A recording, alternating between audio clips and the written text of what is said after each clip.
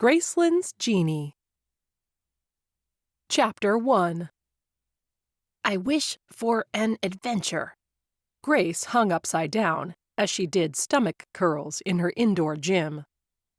Are you sure, darling? This is your third and final wish. Grace turned to look at the tall Genie floating beside her. Constance rippled, translucent in a haze of blue smoke. Her voice was a deep baritone, although rouge covered her thick lips. Masculine eyebrows had been replaced by a thin, penciled line with a feminine arch. Her eyes were framed by impossibly long, dark eyelashes. Yes, 3 wishes. I'm well aware, Constance. It's time I use number 3. But your life is already an adventure, darling, Constance protested as she waved a hazy hand through the air. You travel the world on your medical expeditions. South America, Africa, Eastern Europe. Grace frowned as she strained to curl her body. Perhaps her life had once been an adventure. Now, though, it felt like a hollow, endless search for something. Adventure, Constance. What can you find for me? Grace had bought a bronze lamp during a medical mission 10 years earlier, and like Aladdin in the fairy tale, had unwittingly unleashed what she'd assumed to be a once-trapped genie from within, in the form of the deep-voiced, shimmering Constance. After getting over her initial shock, the stories Grace had read as a child served her well, and she'd requested her prerequisite 3 wishes. With barely a "your wish is my command," Constance had complied. Since then, Grace had learned that Constance was actually a ghost who just happened to spend her spiritual existence pretending to be a genie. Very few people could see ghosts, so Constance's interactions as a genie were limited to the living who were capable of seeing her. Grace had cast 2 of the 3 wishes Constance had granted her. Those wishes had brought some of the best and worst times of her life.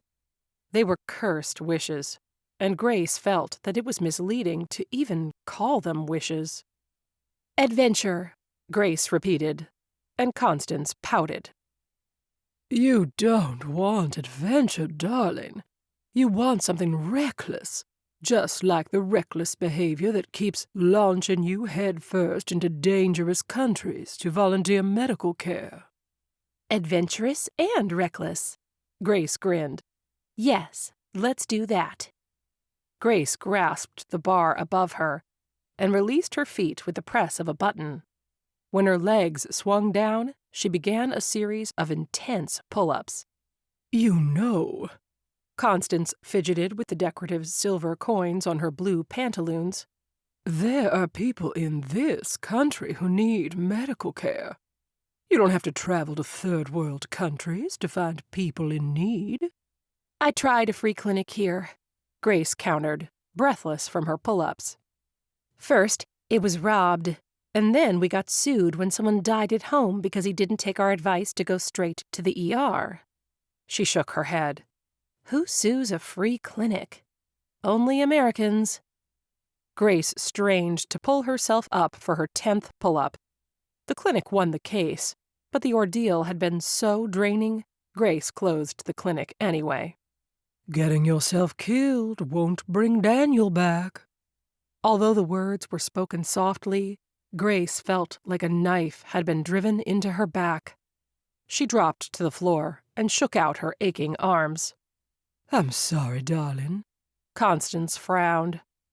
That was uncalled for. Wish, Grace demanded flatly as she walked over to the quadriceps machine. She sat and began her leg extensions. Okay, Constance sighed. When do you want to leave? The sooner the better. Grace hadn't traveled in over a month, and was starting to go stir-crazy in her large, empty home. I just need enough notice to give the pilot time to log a flight plan. Wherever they were going, the local pilot could get her to a major airport. Constance narrowed her thickly lashed eyes. So, somewhere remote? You know I like remote. Constance chewed the ends of her blue, flashy nails. And dangerous? I eat danger for breakfast. Something heroic? That's optional. I'm not so much looking for fame and glory. Grace wanted something that would take her mind off being alone, a state in which she perpetually kept herself. Don't I know it? Constance's lips drew down. It's maddening. I've advised sultans and kings. I've made sultans and kings. Elevated from mere paupers on the street. You could be sensational with me by your side, darling, if only you changed your wish to say... Adventure, Constance, Grace snapped. Work your Genie mojo. Fine, Constance huffed. Then she brightened. Oh, I may have just the thing brewing. Let me focus. Grace narrowed her eyes at the ghost's glowing apparition. Constance was scheming the request behind those rippling blue eyes. Grace wasn't unduly concerned. Whatever the future held, her third and final wish couldn't put Grace through as much suffering as her first two wishes had. Wade Rawlings hit the hard ground with a thud. He gasped, coughing moist dirt out of his mouth. As he looked around at his surroundings, he took a shaky breath. Despair ebbed beneath his skin. A circular prison. A dirt pit in God knows where, Colombia, South America, surrounded him. He'd been dragged past a row of similar pits before finally being dumped into this one. He wondered if other people languished in the neighboring holes, and, if so, how long they'd been there. This was not how he'd envisioned his trip to South America ending. He'd left the Amazon rainforest after taking amazing footage of the rich vegetation, wildlife, and forest fires. Beauty and devastation, yin and yang. His photos and video were intended to raise awareness of the blaze back in the United States and be used for fundraising efforts to stop the fires. As his trip had wound to an end, Wade had planned an add-on shoot in Neiva, Colombia. He'd never made it there. Somewhere between Bogota to Neiva, the bus he'd been riding on had been hijacked. Wade's crew of 2 other men, locals he'd hired to help navigate the countryside, were killed instantly when they tried to resist. Wade hadn't made that mistake, but he'd still been beaten, tied, and finally dumped here, in a pit. It was particularly interesting that the bus driver had simply driven away from the hijacking, unhurried after Wade and his hired help had been forced off the bus. Wade wondered if the driver had been paid to inform the Colombian guerrilla fighters whenever foreigners boarded his bus.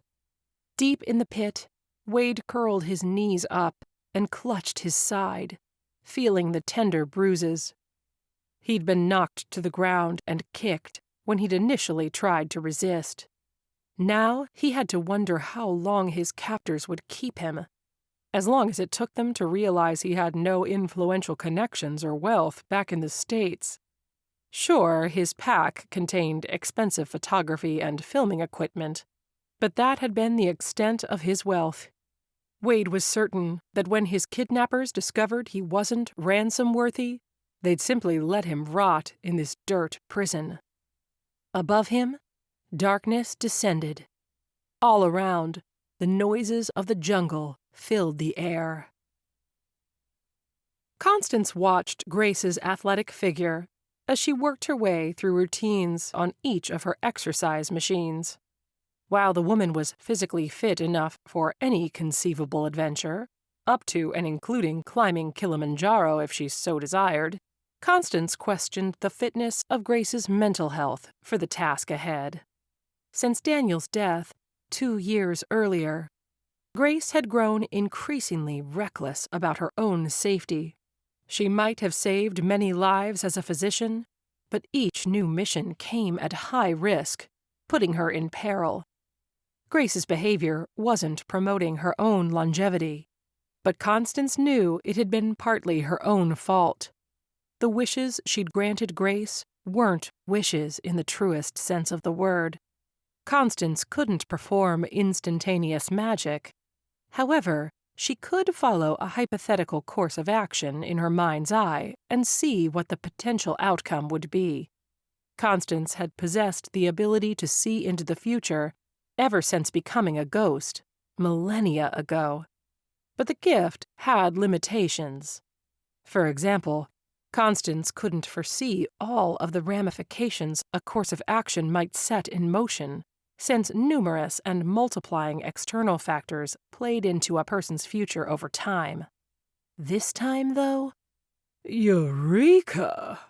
Constance exclaimed. Grace blinked at her, stopping her countless repetitions at the sound of Constance's startling exclamation. Picture this. Constance began spreading her arms wide and jiggling her body until the shining coins on her pantaloons jingled loudly. The Colombian jungle. Grace cocked her head to one side. You've piqued my interest. There's an American man held captive there. An innocent man. The clock is ticking until his inevitable execution. But you can save him. Can I? Yes, I can guide you there. We can save him. What's involved? Obviously, the plane ride's there.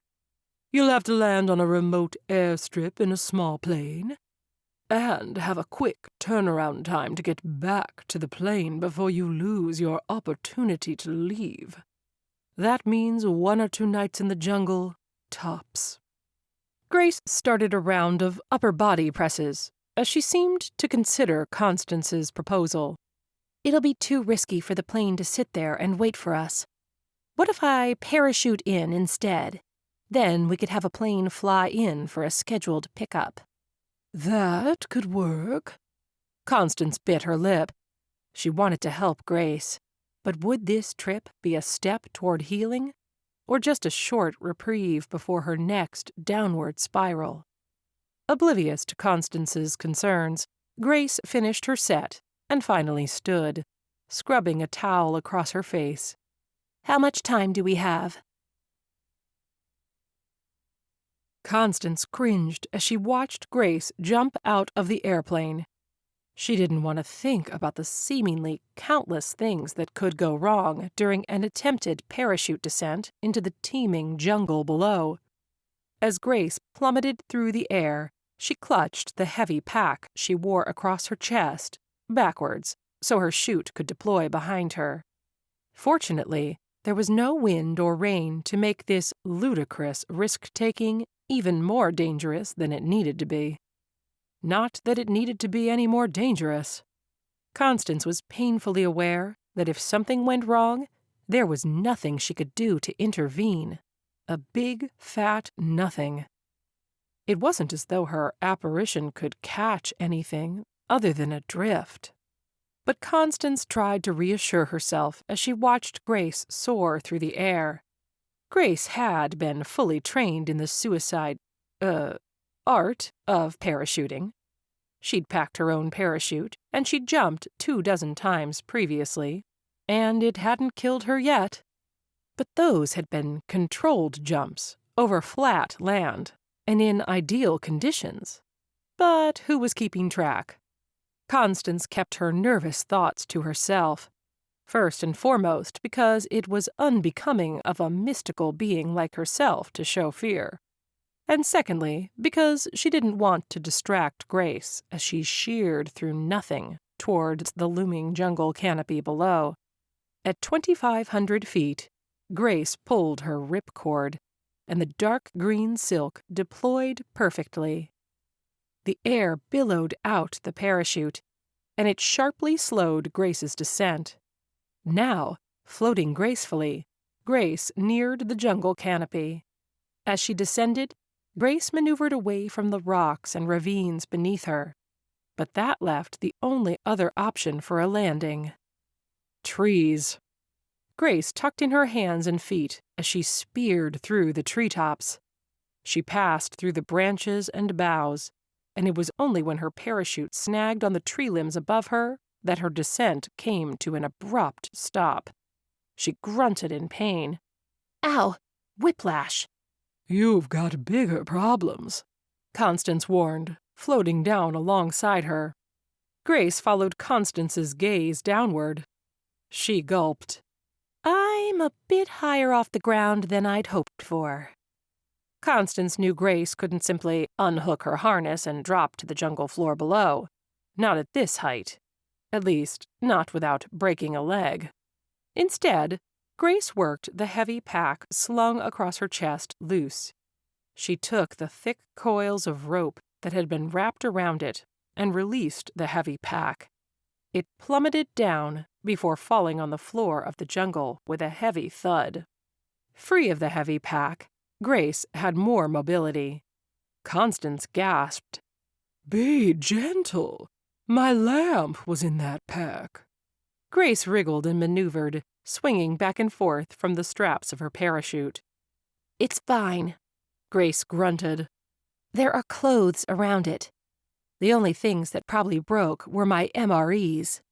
As she hung from it, Grace looked up at the state of her parachute. I'm not going to be able to keep the chute. It would take too long to untangle it.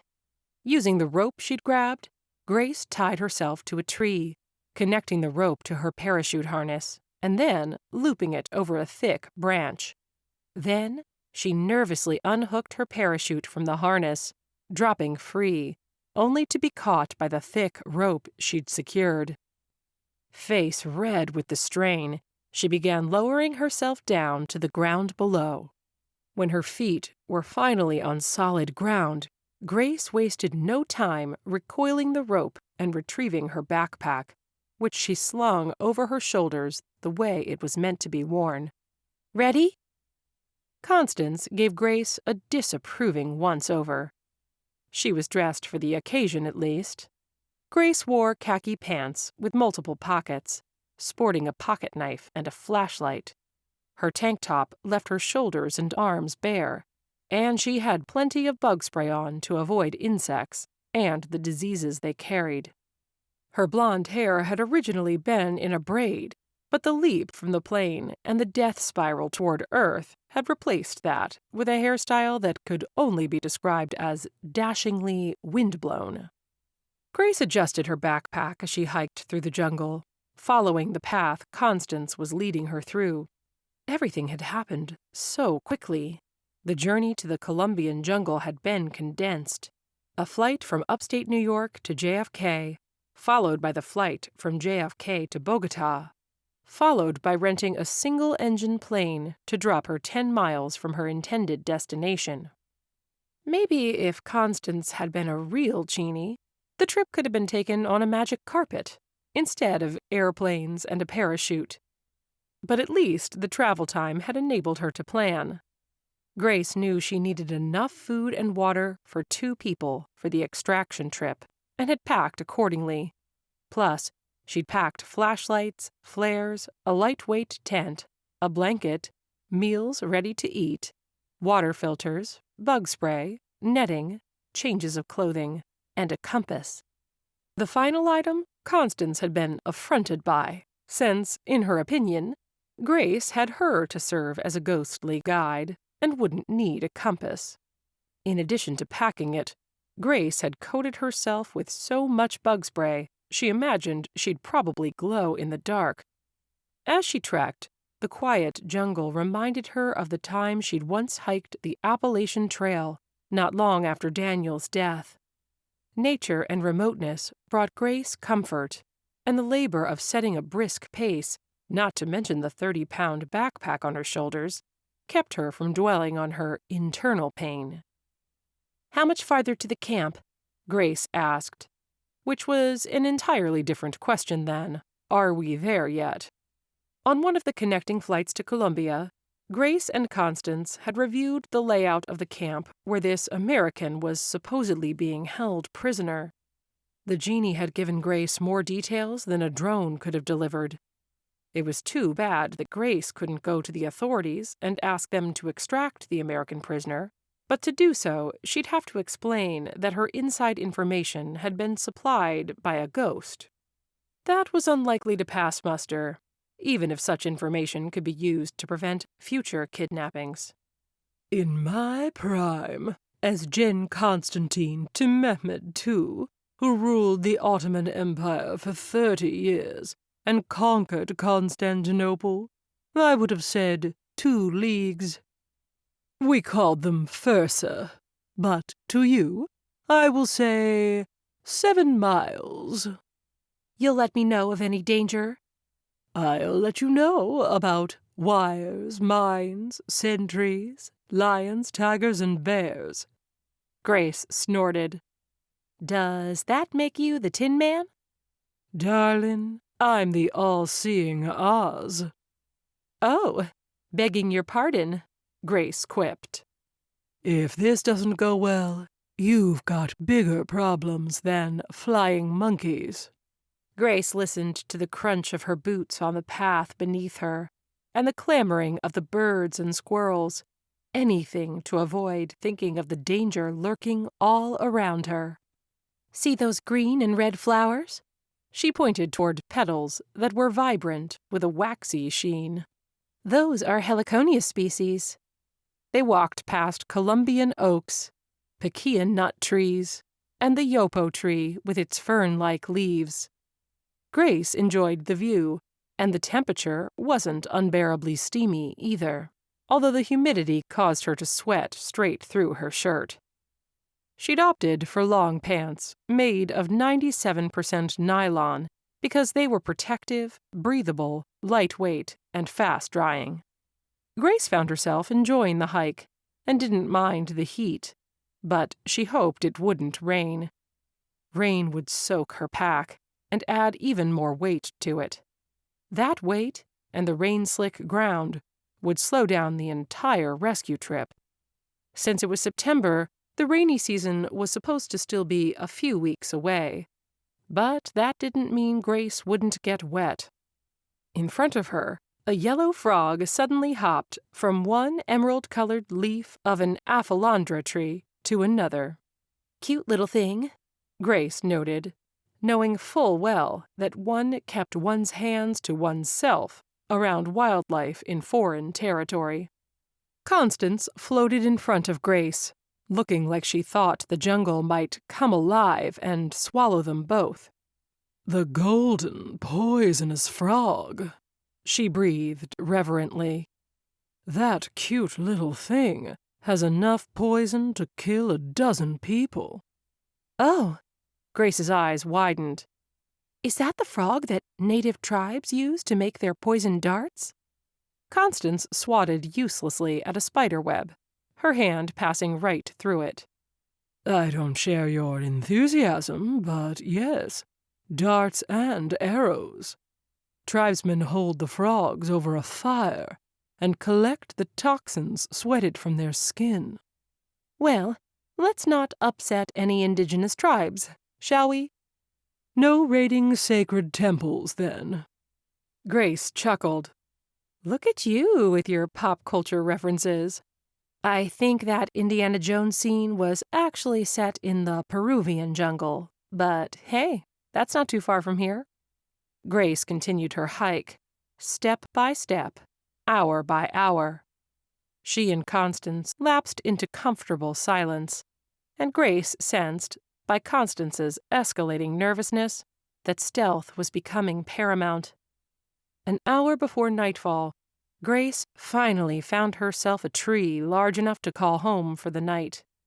After putting on gloves, Grace made the arduous climb into the boughs of the towering tree. Once secure, she pulled her pack up after her, into the tree, and tied it off. Then she tied off her rope to the harness, the same one she'd worn when she parachuted out of the plane the same morning. The next step was to secure her hammock, stretching it across the space between two opposing branches. Finally, Grace draped mosquito netting over the hammock. She grabbed water and a protein bar from her pack before crawling inside her nest and pulling the mosquito netting closed behind her. Looking down at the jungle below, Grace surveyed the scene. She was 20 feet above the ground, with foliage beneath her and the jungle floor beneath. She wouldn't be impossible to spot from the ground, but someone passing by probably wouldn't notice her. Up in the tree, she was reminded of the time she and Daniel had once gone ziplining in Costa Rica. She'd been in medical school at the time, and Daniel was an internal medicine physician. They'd been married for only a year at that point, and their love of travel was one of the commonalities that had brought them together in the first place. That, and a foolish wish. As Grace lay in the hammock, her weary muscles tugged her tired body into deep sleep. Tomorrow, she'd attempt something she'd never tried before. A rescue mission. Chapter 2. Constance watched over Grace as she slept, as she'd done during the physician's many dangerous trips, and as she'd done for sultans, kings, and queens over the centuries. One might think time and experience would have made Constance a formidable advisor, but the longer she was a make-believe genie, peering into the future and picking a course of action which would make a person's wish come true, the less certain she became that she could accurately fulfill such wishes.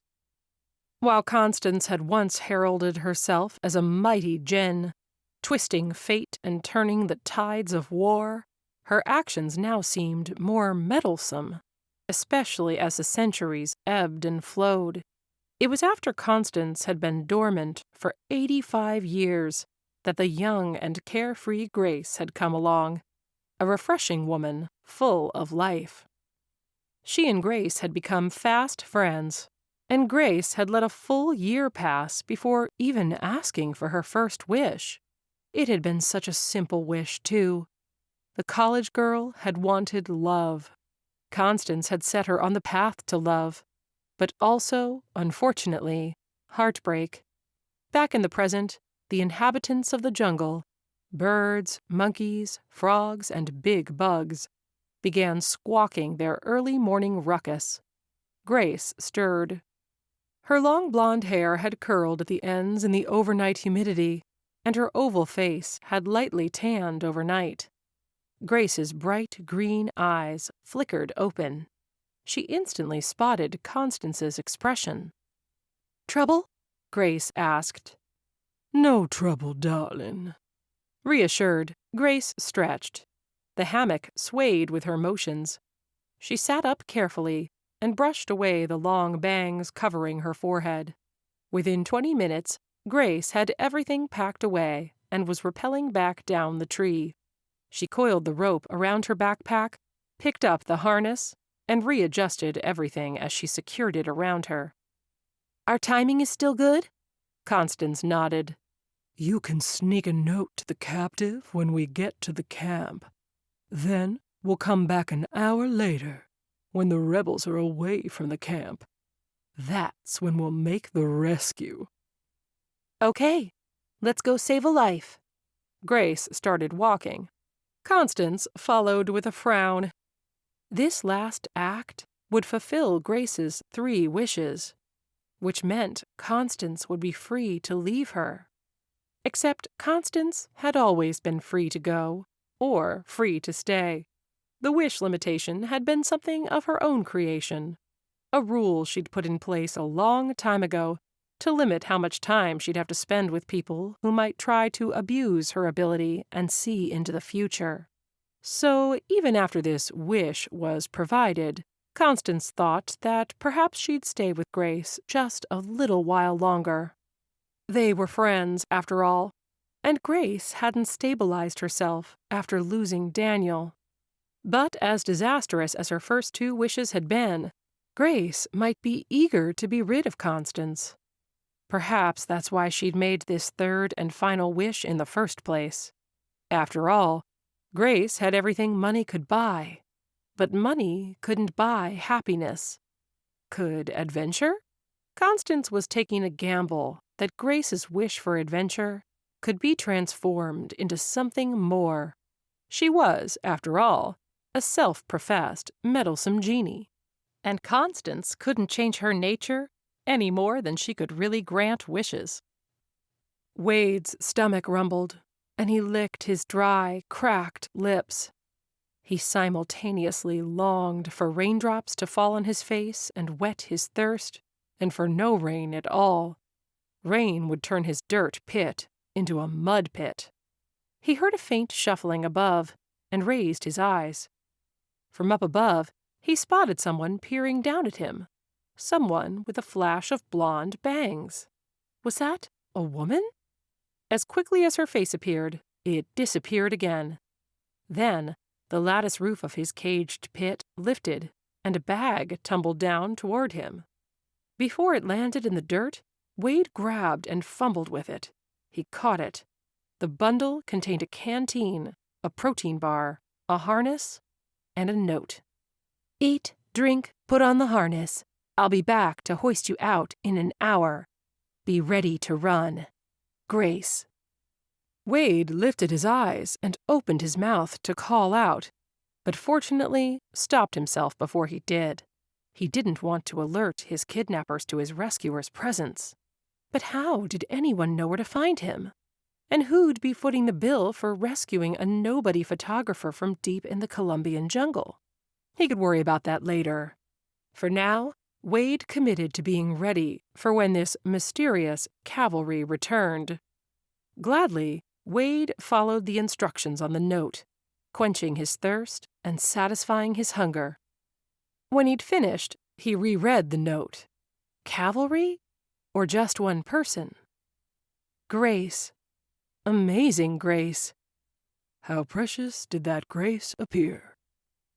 Surely it would take an entire team of operatives to successfully infiltrate this camp. The Colombian guerrillas were ruthless, and Wade had already witnessed how they had no reservations in using either the butt or the bullet-firing end of their AK-47s against anyone who stood against them. In his lifetime, Wayne had seen violence and death firsthand, but yesterday's killing was especially cold-blooded and had been terrifying. Maybe Grace was a code name or team name. Team Grace. It could be, except it wasn't a very fearsome team name. Still, the lyrics of Amazing Grace, "I once was lost, but now I'm found," gave him hope. After strapping on the harness, Wade began stretching his arms and legs. He suspected he'd only get one shot at this chance of escape. Be ready to run. Grace crouched behind a tree. There were 6 pits in front of her, only one of which was occupied. Having only one person to rescue made it more likely that she'd succeed. Soon, the Colombian rebels would leave the camp to go on another raid, according to Constance, and then it would be time for action.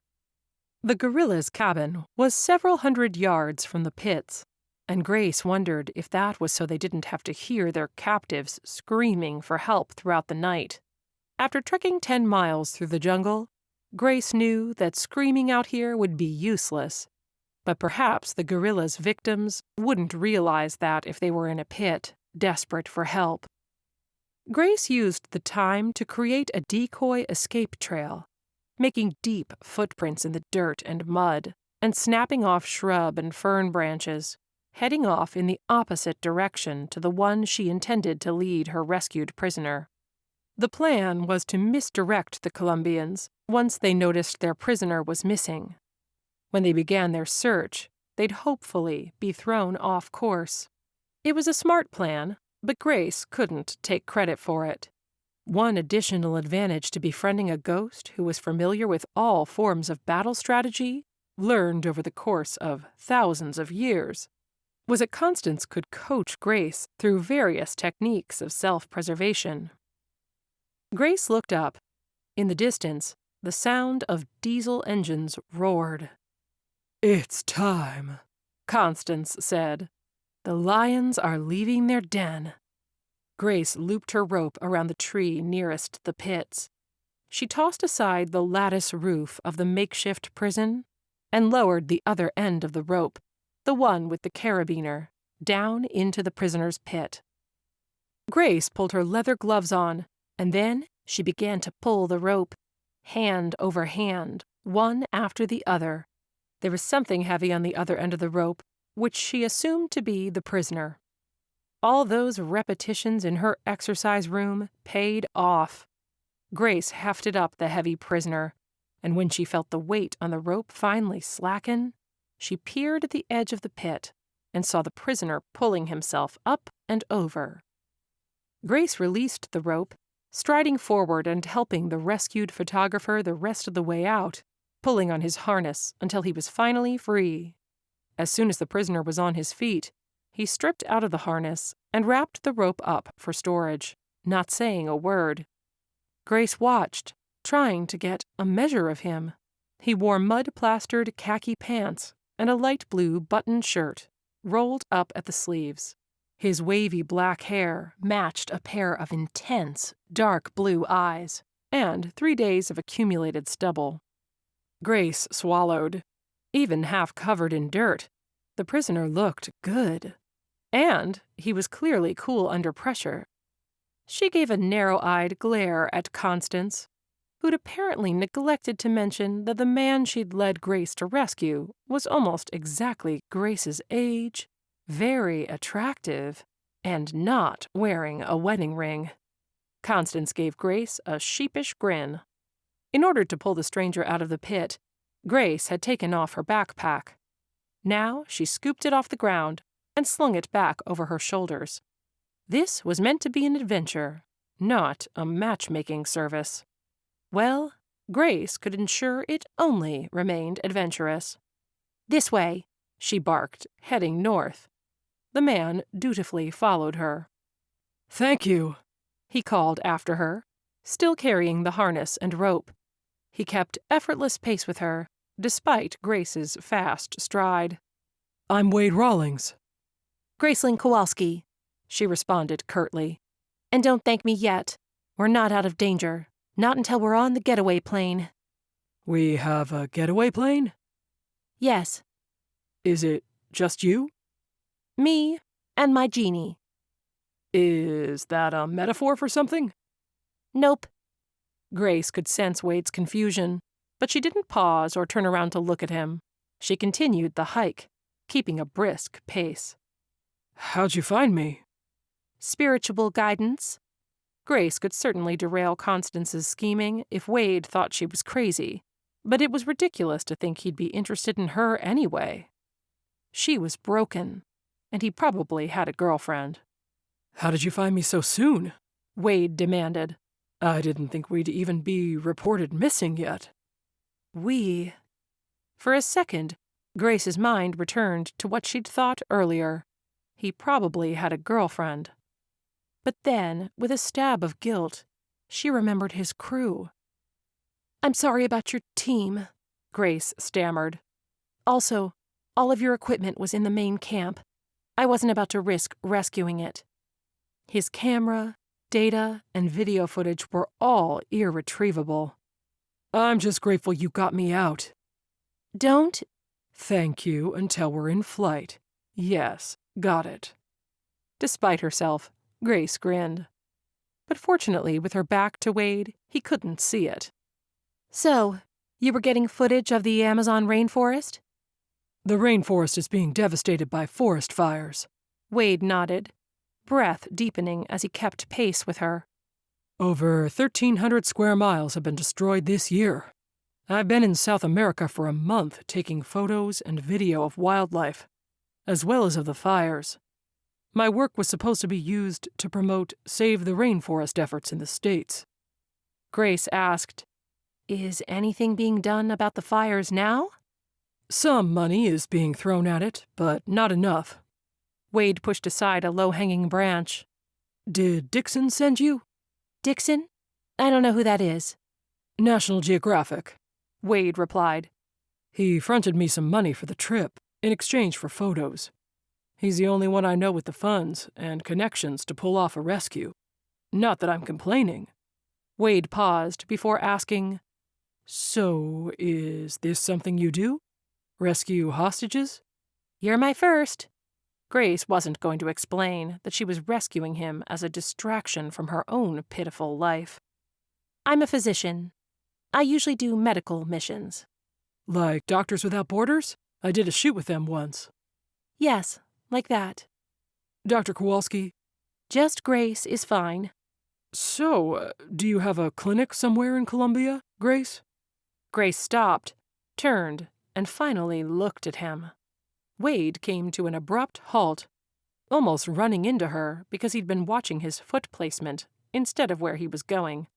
Or maybe he was too busy asking questions to focus on his surroundings. Grace peered up at him. "No clinic here, Wade," she said coolly. "A spirit friend told me how to rescue you, so I did." Wade blinked down at Grace. Her loose, blonde hair was frayed at the ends. A pair of dark green eyes, partially obscured by her chunky bangs, stared back at him. She had full lips and a slender neck. Her tank top exposed fit biceps, glistening with sweat. This woman was compact, agile, and not overly muscular, but she'd still probably give him a run for his money in an arm wrestling match. "Spirit friend?" Wade raised an eyebrow. "Are you on some type of spiritual journey?" "I suppose I am." Grace spun away and resumed walking. Wade admired her backside as she walked ahead of him, at least until he tripped on a root and barely caught himself before falling. "Too bad she's crazy," he thought. But if crazy got him out of the jungle, he would graciously accept it. "Does your spirit friend have a name?" "Constance." "Can you see her? How does she guide you?" Grace glanced back at him, as though puzzled by his line of questioning. He was used to receiving that look. In fact, Wade's sister had always accused him of asking too many questions. She argued that he should have been a reporter rather than a photographer. "I can see her and hear her," Grace eventually answered. "I read somewhere that less than 1% of the population can see and or hear ghosts." "Where did she read that? The National Enquirer?" Wade wondered. "Is she here now?" he asked. "Yes. I'm following her back to the rendezvous site." "What does she look like?" "A transgender genie in a blue silk jumpsuit." "Oh." Wade's eyes widened. "That's fairly specific. Does she pop out of a lamp?" "Sort of," Grace nodded. "Spirits can be tied to physical objects if those objects held significance to them during their life. While Constance is anchored to her lamp, she doesn't poof out of it or live inside it."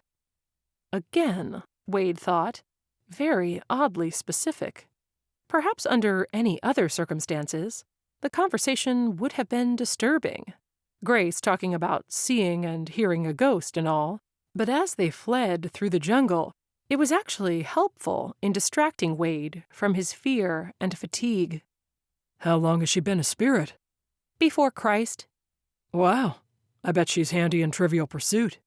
Grace paused, and finally laughed. She'd been so serious up until this moment that the unexpected laugh made him smile. "How long have you known her?" Grace moved a branch aside for him. 10 years now."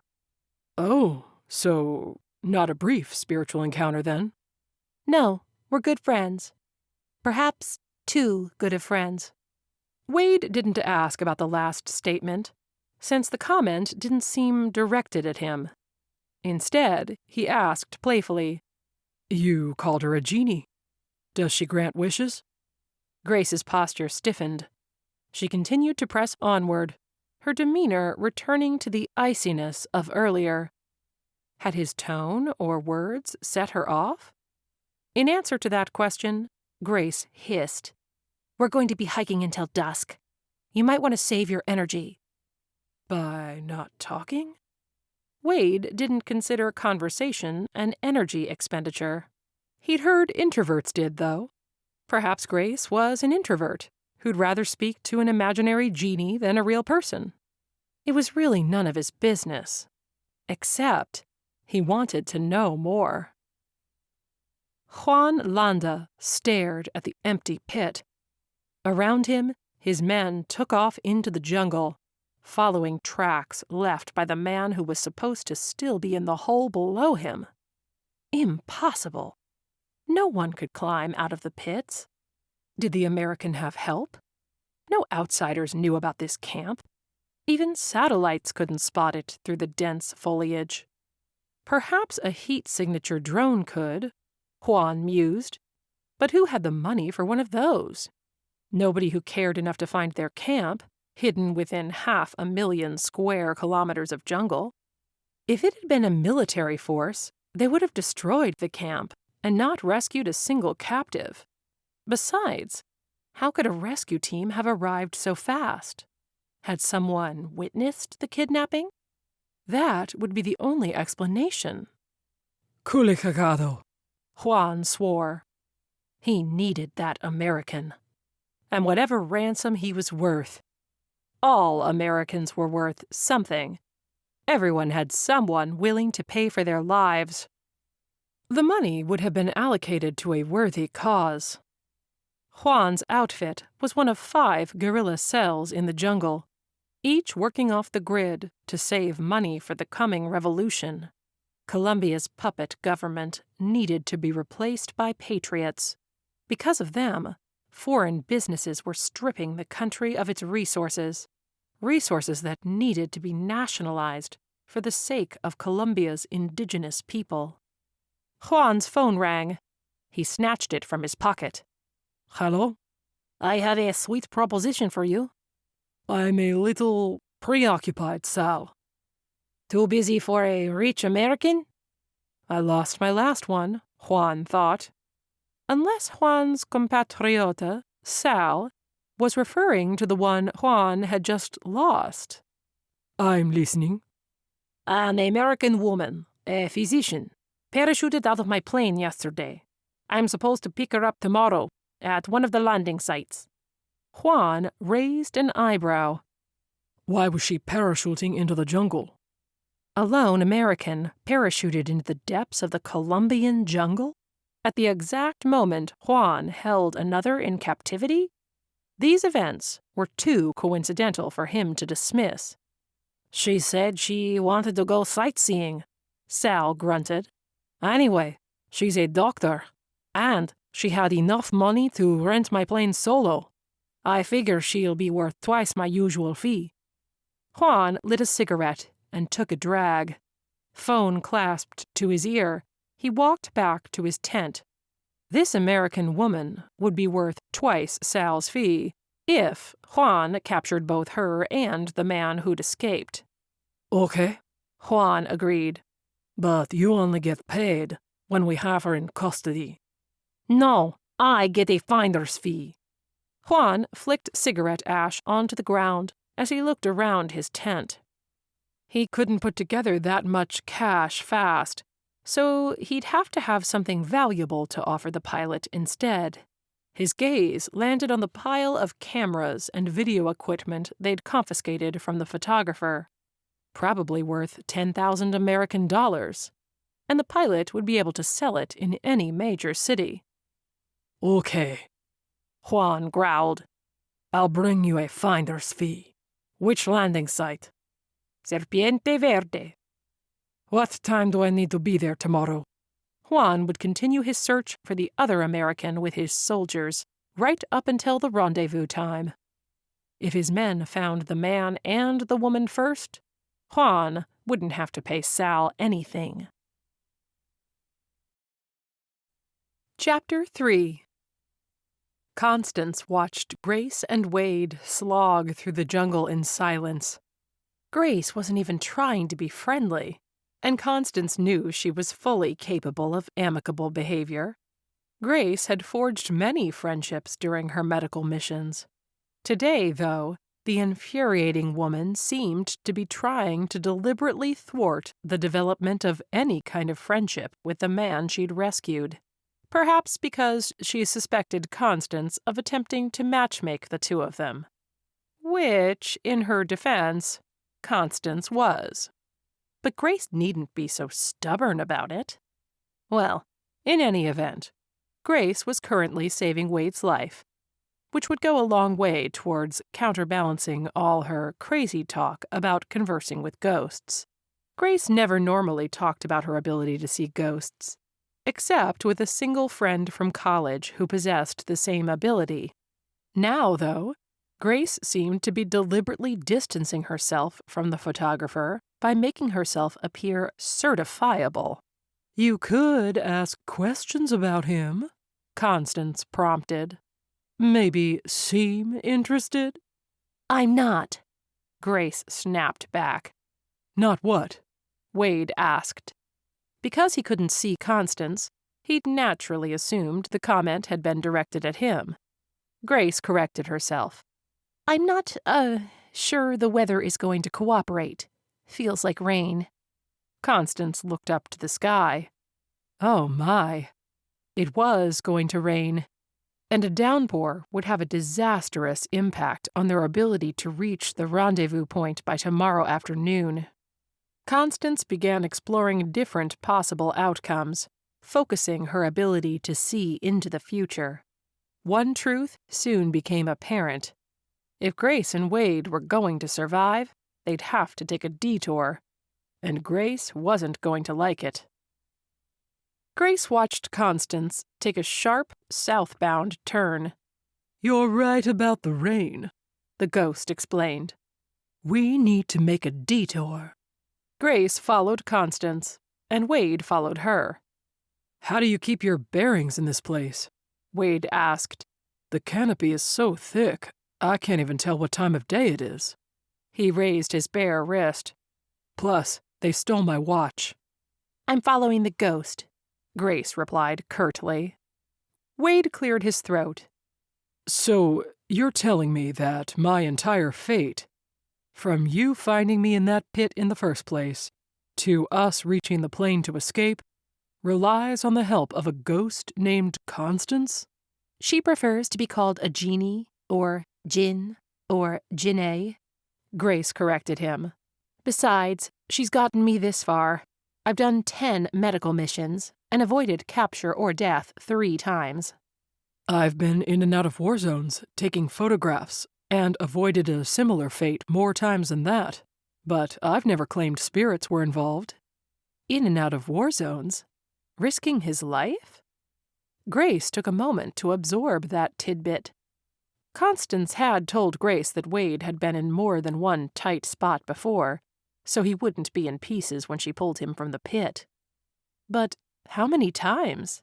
And how tight had those spots been? What was your third wish? Wade asked, changing the subject. She stopped and turned slightly, casting soft words over her shoulder. You've heard the saying, be careful what you wish for? Grace snorted. Well, it's true. Grace. She turned back and continued walking, not letting Wade finish his sentence. That would be the end of it, she was sure. The handsome photographer had now seen her spirits and seen her broken.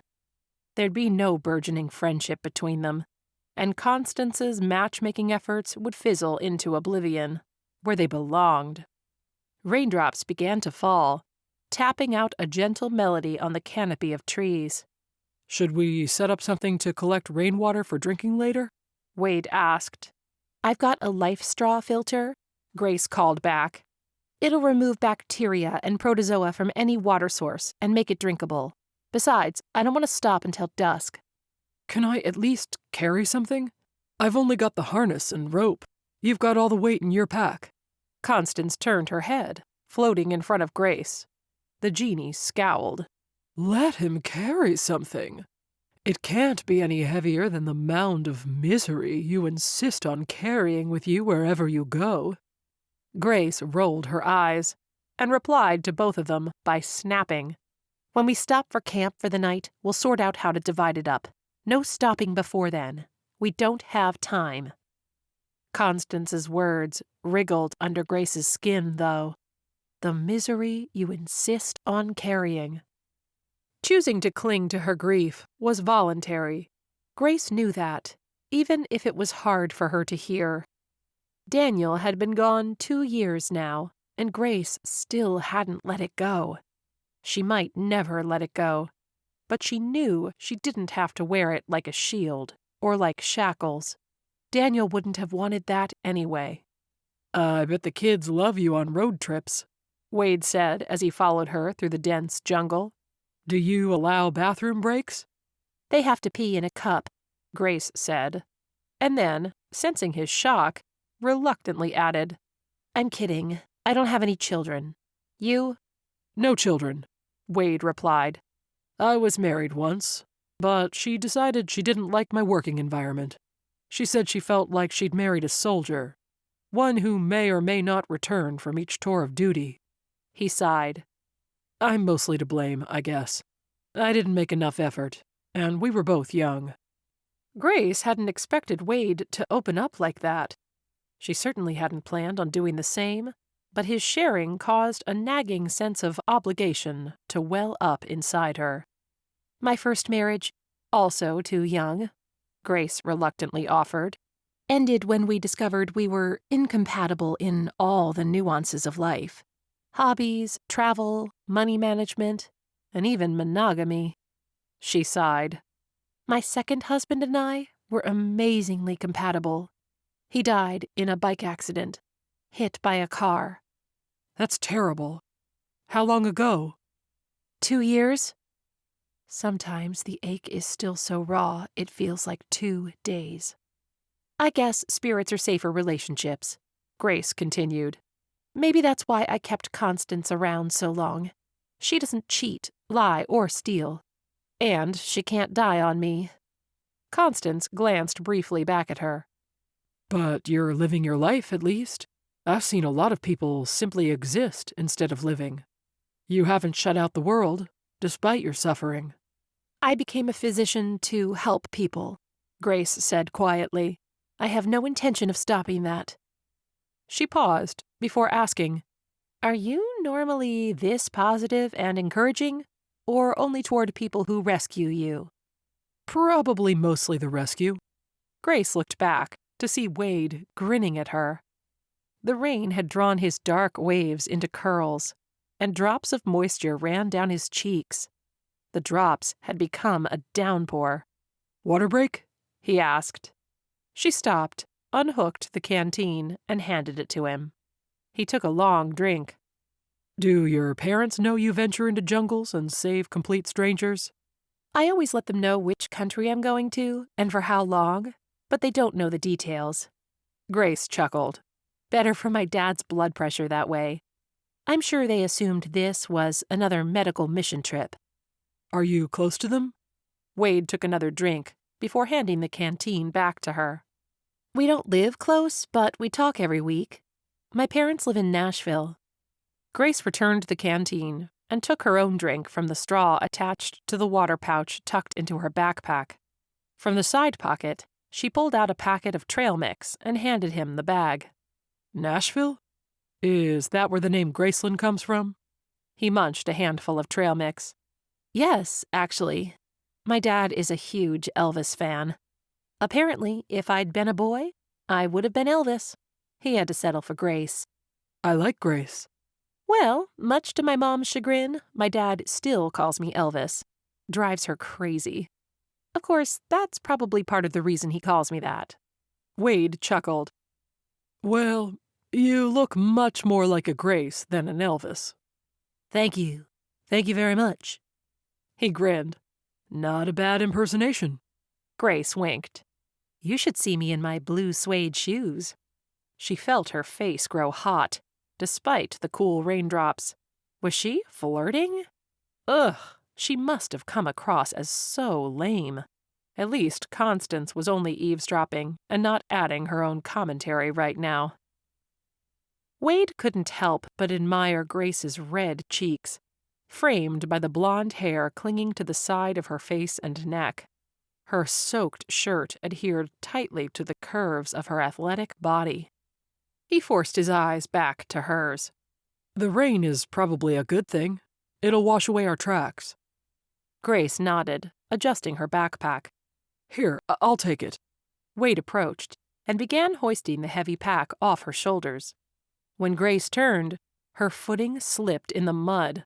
Wade tried to catch her, but his feet were swept out from under him as well. They both landed in a tangled heap, and their bodies began a rapid descent through the slick mud. Wade realized they were cascading down the jungle slopes like they were riding a log flume. All he could do was cling tighter to Grace to avoid them being separated. As they slid through the mud, Wade desperately wondered if he could angle his body in front of hers, so maybe he could absorb the brunt of their landing. Suddenly, the bottom fell out from beneath them. They were plummeting through the air now. When he heard Grace gasp, he realized it was the first sign of fear he'd seen or heard from her. Looking down, Wade saw a flash of shimmering sapphire beneath them, just seconds before water engulfed them. Plunging into the cool water, Wade tugged the backpack close to him. He kicked furiously, struggling to the surface. Beneath him in the turbulent water, Grace kept a desperate hold of one of the shoulder straps. With the backpack keeping the two of them tethered, the fast-flowing river they'd plummeted into carried them swiftly north. As their heads broke the surface, he took a gasping breath. There! Wade cried, indicating a bank they could both swim to. It's on the wrong side of the river to get to the rendezvous point, Grace shouted, splashing and spluttering. And Constance says there's a coral snake in the tree by the edge. The icy chill that instantly shuddered through Wade had nothing to do with the temperature of the water. Let's not go there. Snakes. Wade had been so excited about escaping that he hadn't been thinking about jungle snakes. What were the rules about stripes and danger? Red touches black, no worries for Jack. Red touches yellow, dangerous fellow. He mostly hoped he'd never get close enough to see red touch anything. Wade might not believe in ghosts and genies, but if one was warning him about snakes, then he'd be willing to listen. He and Grace swam toward the bank on the opposite side of the fast-flowing river. They struggled to pull themselves out of the water by clawing through the mud and tree roots. Eventually flopping onto the safety of the rain-soaked bank, Wade and Grace gasped desperately for breath. After a moment to compose themselves, Wade struggled up, shaking out the sodden backpack. Beside him, Grace squeezed water out of the front of her shirt. You okay? Wade asked. Shaken, not stirred, Grace snorted. Well, now I want a martini. As he pulled the backpack on, Wade winced, feeling a sharp pain in his side. Grace's voice filled with concern. What is it? Probably just bruising. Wade grunted. The kidnappers had a little fun softening the toes of their boots on my ribs. Let me see. Wade shook his head. Let's just finish getting where we're going for the night. He might not be a physician, but even he knew not much could be done if he had broken ribs. Not here in the jungle. As they resumed walking, Wade felt weighted down by his wet clothes and soaked shoes. But each step took them both closer to escaping the jungle. After 15 minutes, they finally pushed between fanning ferns and found themselves in a small clearing. The clouds overhead had parted, and the sun streamed through the tree leaves. It sparkled off the surface of a small waterfall, which cascaded down onto a stone ledge before emptying into a shallow pond. Oh, Wade! Grace's voice filled with astonishment as she stared at the view. Then she shook her head, as if listening to a voice he couldn't hear. Right. Thank you, Constance. Wade looked at her, raising an eyebrow. This seems like a good place to rest for the night. And to take a shower, Grace added. Wade spun in a slow circle, gauging the clearing. He decided a tent would fit nicely off to one side. When he came back around full circle, he discovered Grace tugging off her shirt, presenting her back to him. Whoa, what are you doing? She stopped and turned to look over her bare shoulder at him. I told you I was taking a shower, and then you turned around. I thought we were on the same page. Wade averted his eyes. Okay, sorry. I didn't realize you meant right now. He turned his back to her, shrugged off the heavy backpack, and began unloading the contents they needed. When he finally had the inventory arranged, Wade peeled off his wet socks, boots, and shirt, and grabbed the small bottle of soap he'd found in the backpack. Soap? Yes, and there's a blanket in there we can use as a towel. He sidestepped over to Grace, extending his hand to offer her the soap, and catching a glimpse of her bare, toned legs. There was no place close to the waterfall to hang the blanket for her, so he stood there instead, blanket in hand, staring at a red passiflora that bore vibrant, slender petals. Thanks. Grace lifted the blanket from his hand and walked past him, towel wrapped around her. My turn. Wade peeled off his sodden pants and carried them, along with his shirt and socks, to the waterfall. He left on his boxers, which, to his mind, was the equivalent of a swimsuit. Wade had no intention of clinging to modesty in the middle of a jungle. He stepped beneath the cascading waterfall and closed his eyes, letting the water wash away the coat of mud on him. Then he scrubbed dirt out of his hair and off the rest of his body. Finally, he washed his clothes, hanging them to dry on a marmalade bush. Grace, now dressed again, handed Wade the blanket. For a second, he thought he caught her staring at his bare chest, and he felt heat in his cheeks as he dried off. Once he was done, Grace handed him a wad of spare clothes with a toothbrush on top. You brought me a change of clothes? Grace shrugged. When Constance told me you were being held at the bottom of a pit, I figured you'd want clean clothing. He checked the tags. You even got my size. Courtesy of Constance, Grace nodded. She mentioned a few things about you. She shot an annoyed look to her right, as if to somebody Wade couldn't see, and neglected to mention a few others.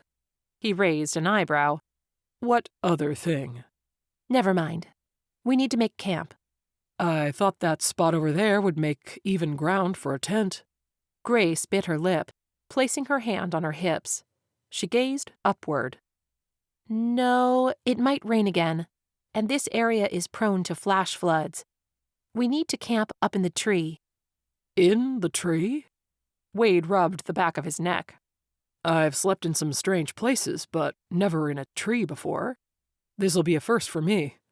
Do we strap ourselves to the branches or something? More importantly, would there be snakes up there? Grace stepped into the harness and pulled it on. Not exactly. Chapter 4. Constance hovered near Grace while she set up the hammock.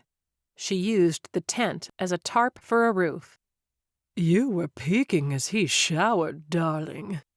So were you. Constance chuckled. Well, yes. Who wouldn't admire those broad shoulders and muscular chest? Yum, yum. You know, he's also a renowned photographer, dedicated to bringing the world the truth in pictures. Beneath them, Wade watched Grace work, but he was out of earshot. He couldn't safely join her in the tree yet, since Grace only had one harness. Yes, Constance murmured high above him. Well, the brains are the bonus to the brawn. Maybe the brawn is the bonus to the brains, Grace retorted. Constance waved a hand in the air. Tomato, tomato. She paused. And you like him. She jabbed a finger at Grace. Grace rolled her eyes, tying one end of the hammock off. Of course I like him. He's smart, adventurous, good-natured, and, yes, attractive. Her eyes narrowed. I find it interesting, and no coincidence, I'm sure, that you picked someone my age and single for me to rescue. Constance beamed a smile. You asked for an adventure, darling. You know I never underdeliver. No, Constance, you certainly do not. Constance frowned. The conversation had been focused nicely on Wade earlier, and then she'd inadvertently reminded Grace of the wishes with that last statement. Can I do anything? Wade called up to her. Open the MREs, Grace suggested. We'll eat. Grace turned back to Constance. You realize we have a logistical problem here, right? I brought one tent, which is now our roof and protection from getting rained on all night, and one hammock. That's now the only bed. Constance grinned and batted her excessively long lashes.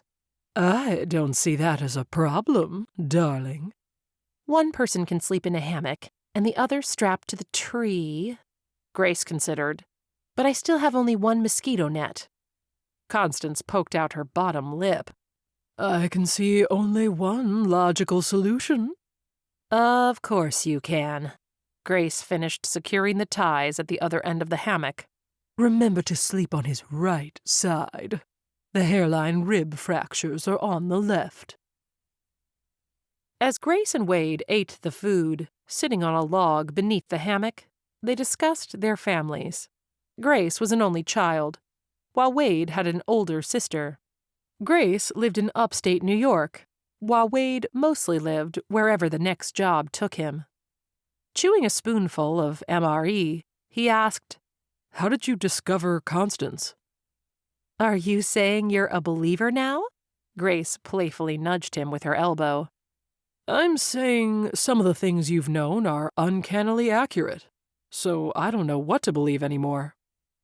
Grace nodded, feeling confident enough to speak about it. I discovered her lamp at an antique store when I was a medical student, she explained. I bought it and took it home to my dorm room.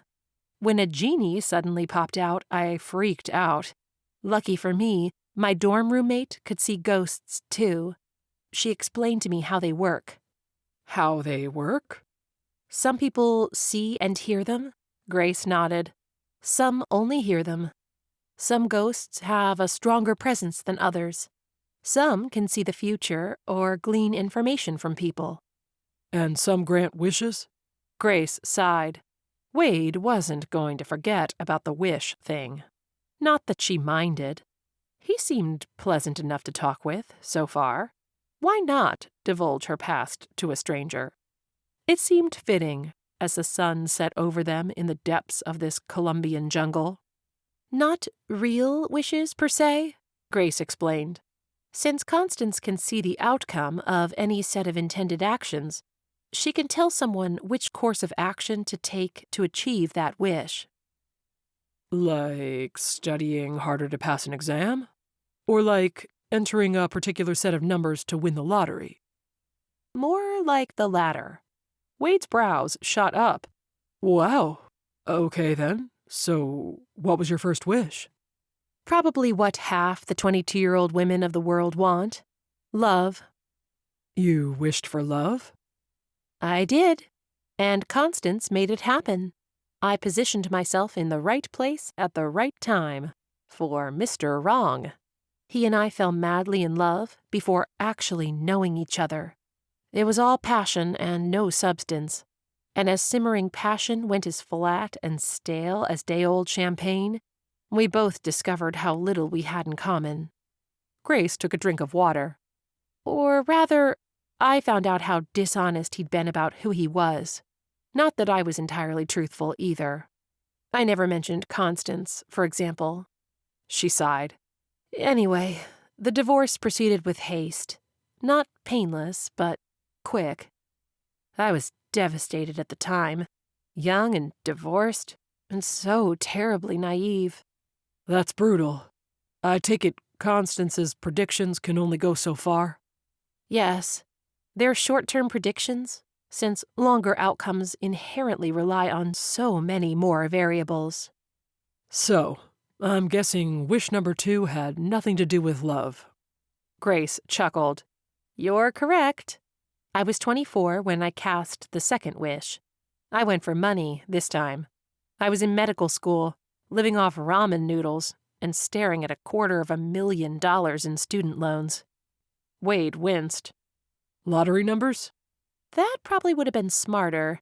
Unfortunately, my request was a little vaguer. I just wished for money, and nothing shady about how it came to me. Constance led me to Daniel, and the true love I've been looking for with my first wish. Grace took a deep breath. He was a practicing physician. Together we lived frugally and paid off my loans. We were on a path to financial independence by the age of 45. I thought that was the extent of it. Wish granted. 2, actually, because I had the love back in my life. She massaged her temples. Wade placed a hand on her shoulder.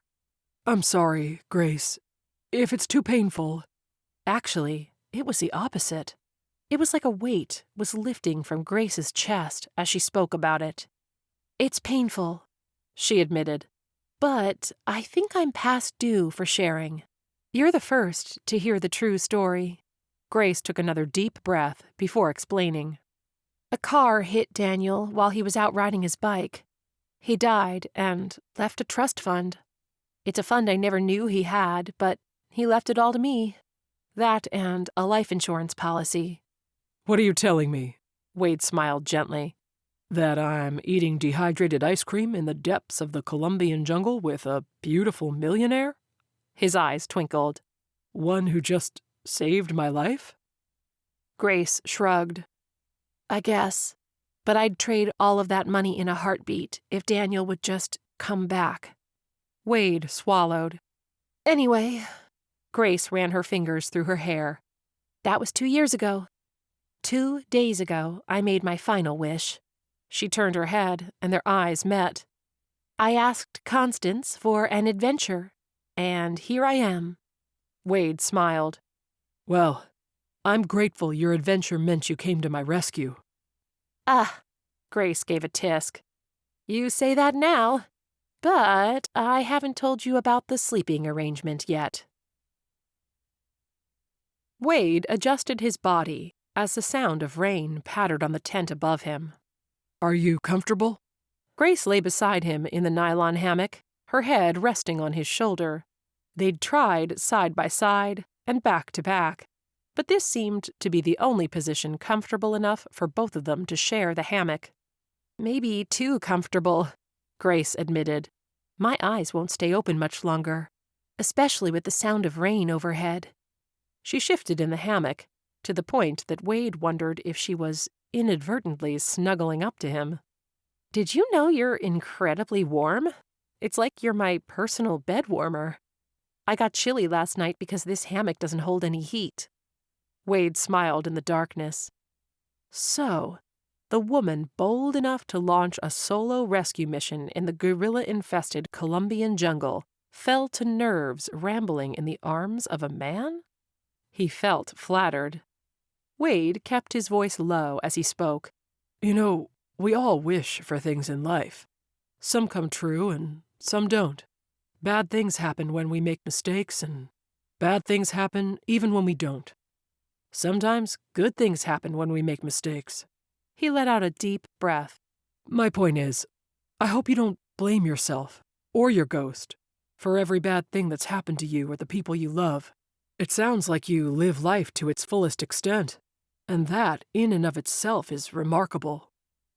Grace reached over and gently took Wade's hand.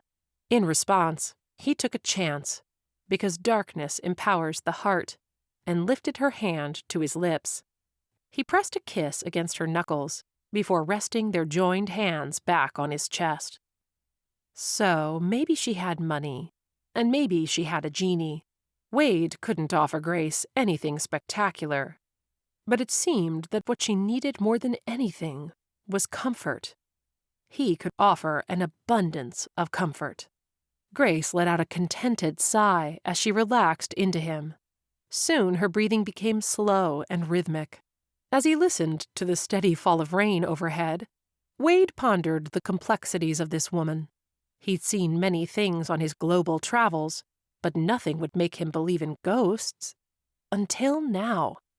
He had no explanation for how somebody with no military training could infiltrate a rebel cell in the depths of a foreign jungle and rescue him just 3 days after his initial abduction. Those were impossible odds, unless you had a genie in your pocket. Wade decided he'd have to process all of this later. Tonight, he needed rest. And tomorrow, they needed to be at the rendezvous to meet that plane. Juan watched his wet and deflated men slink back into camp. They hadn't found the Americans. He and his team had until noon tomorrow to do so. Otherwise, the worst-case scenario was he'd have to pay that pilot and then seize the gringos from him. Tonight, though, Juan needed everyone to rest. They'd resume the hunt fresh at daybreak. One way or the other, Juan would have his prisoners by tomorrow. This time, he'd make sure they weren't left unguarded. He'd also strip-search them for tracking devices, since he couldn't fathom how this American woman could have found the man she'd rescued, if they even were traveling together, which he still didn't have official confirmation of. Juan brought his cross pendant to his lips and kissed the gold crucifix. Tonight, he'd pray to the patron saint Rose of Lima. She'd understand his need. Rose had dedicated her life to helping her community, just as Juan was trying to do for his own. The sale of drugs, the kidnappings, and the extortion were merely a means to an end. Life had become so much more complicated since Rose's era. Selling needlework and flowers like she'd done wasn't going to cut it in the 21st century. But if all proceeded as planned, Juan would soon have his captives. Then he could squeeze them financially dry and let the jungle finish them off. All he cared about was the money. If the Americans died trying to escape, his organization could simply use that as an example of what happened to capitalist pigs when they came to Colombia. Chapter 5. Grace woke to the rowdy squawking of capuchin monkeys clinging to a nearby tree. She started to stir, and then froze when she felt a muscular body resting beside her. She'd been so deeply asleep that she'd forgotten she wasn't alone. Lying beside her in the hammock, Wade smelled like the little bottle of citrus soap she'd brought with her, but it was mixed with his own scent of sage. She turned her head to look at him. In the dim morning light, Grace could see the dark whiskers of Wade's square jawline. She smiled at the sight of how his wavy hair had gone wild in his sleep. Lips curled at the edges, Grace began to move her hand off his firm abdomen. At her movement, Wade stirred. He turned slightly in the hammock and tightened his hold on her. Grace's body responded to his heat and touch, flooding her with a warm sensation in her core that made her heart beat faster. She stiffened before reassuring herself this was probably an entirely normal physiological response. After all, she hadn't slept, in any sense of the word, with a man in 2 years. "Wade?" When he wriggled against her, she bit back a groan. "Wade?" His eyes flickered open. Grace gave him a moment to remember that he was in a jungle, sleeping with a stranger, in a hammock swinging 12 feet above the ground. When his dark blue eyes finally blinked with registration, Wade grinned rather than letting her go. She tried not to think about how their bodies were separated by nothing more than a couple layers of thin, damp clothing. "I need your help getting out of the hammock," she said. "Sure. What can I do?" He moved his hands down to her waist as she sat up. "There's no graceful way to do this," she warned. "And I need to pee, so put your hands wherever you need to, in order to hoist me out, while keeping me from falling back on top of you." "That doesn't sound too difficult." When Grace shot him a look over her shoulder, he chuckled. As Wade hoisted her up, she reached outside the mosquito net for one of the dangling ropes. At the same time, she extended a foot across to a nearby branch. As the swing of the hammock started to pull her away from the tree, Wade gave Grace a firm push on the buttocks. launching her across the gaping chasm until she was standing safely on the thick limb. "That was not intentional," Wade called out to her, holding out the hands he'd cupped her backside with. Grace laughed. "It's okay. I needed the boost." She was smiling as she slipped into the harness. Seemingly encouraged by her reaction, Wade grinned. "Full disclosure, though, I might have enjoyed it." Grace arched an eyebrow at him and attempted to suppress a grin as he smiled wryly at her. Feeling his eyes on her, Grace lowered herself from the tree. "I think you enjoyed it too," he called after her as she descended. Grace didn't look up, but she felt warmth spread up her neck and into her cheeks and ears. Constance watched the exchange, rubbing her hands together with greedy delight. Her plan seemed to be working after all. It had helped that the weather was cooperative. In addition to her ability to see into the future, if Constance focused properly, she could also stir a little wind, move a few clouds or fog, and even disrupt electrical currents. She couldn't, however, bring about showers and thunderstorms, like the rainstorm from the previous night. Nevertheless, such romantic detours couldn't take precedence over more urgent matters. The cute couple still needed to make it to the airstrip to escape this jungle. Airstrip? Ha! Some might be more inclined to call it a strip of pasture land, and it was still a fair distance away. Back up in the tree, Grace and Wade worked together to untie the ropes, hammock, and tent. After they'd untied everything, the two of them descended the tree, one at a time, using the harness and ropes. Constance watched them work together. She hadn't yet informed Grace that the hunt for Wade Rawlings was well underway. The Colombian guerrillas had discovered him missing yesterday evening. Their initial search had taken them down Grace's decoy path. That had given Grace and Wade a good head start, until the mudslide. Now, Grace and Wade were behind schedule, and this morning, the Colombians were broadening their search and strategically including every means of extrication from the jungle, including local airstrips. Grace needed to arrive at the rendezvous point on time and use her green smoke flare to signal the pilot that he was safe to land his tiny single-engine plane to extract them. If he didn't see the smoke signal at the agreed-upon time, the pilot had been ordered to circle the landing strip just once before leaving. If he left, Grace and Wade were as good as dead. Without a plane, there'd be no leaving this Colombian jungle, and they wouldn't be able to outrun the guerrillas for long. Constance fanned herself with her hands as she floated toward Grace. "You two need to get a move on." "Trouble?" Grace raised an eyebrow as she rolled up the hammock. Across the clearing, Wade was rolling up the tent. "I'm worried the Colombians will reach the airstrip before you do," Constance explained. "Well, will they?" Constance drew her lips in a straight line. She was supposed to be able to see the future after all. "I can't tell." She couldn't see everything. "Okay, we'll move faster." "What trouble?" Wade asked. Constance noted he didn't seem unduly perturbed about Grace communicating with an entity he could neither see nor hear. Grace turned to him. "Constance says your captors are advancing on our airstrip. It's going to be a race to the finish line." She began packing supplies faster as she spoke, fastening the harness into a backstrap and securing the tent, blanket, and hammock to it. Constance watched as Grace deftly secured the equipment. She'd been with Grace on her many hiking trips, some peaceful domestic excursions, and others with danger hot on her heels. The dangerous ones had only been in the last few years, ever since Daniel's death. Each one had been more dangerous than the last, and each one had required increasingly faster packing skills.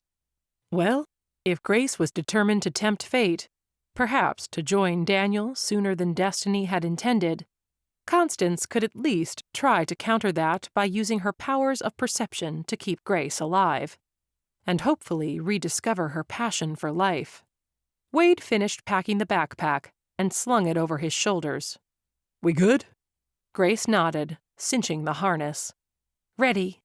Constance took the lead, and the three of them began the trek. Wade kept up with the brisk pace set forth by Grace. As he hiked, he thought about what a weird trio they made. A photographer, a physician, and an imaginary ghost dodging armed guerrilla fighters. But this wasn't Wade's first brush with danger. He'd been on a chopper from Kabul to Ghazni, photographing the ravages of war, when the chopper had started taking fire. The helicopter had been forced to land in Taliban-controlled territory, and for 2 days Wade had to sneak through hazardous mountains and arid desert to reach safety. At least the jungles of Colombia were prettier. In fact, he tried to quell his nagging worry over the dwindling probability of escape by staying observant of his surroundings. I wish I had my camera, he lamented. The exotic plants and wildlife are breathtaking. Maybe you can come back after this and take more pictures of the Amazon. Just take a different route back home next time. Grace held a cluster of vines aside for Wade to walk past. My equipment is gone, he sighed. No photos means no payment, and no payment means no way to buy replacement equipment. They trudged through the jungle in silence. He hoped his complaint hadn't sounded like an invitation for Grace to offer to buy him new equipment. He'd figure something out when he got home. Eventually, Grace broke the silence. I'm sorry about your crew. Even if I'd arrived sooner, I don't think I could have done anything for them. Please, don't apologize. We were in the wrong place at the wrong time. I'm nothing but grateful you arrived when you did.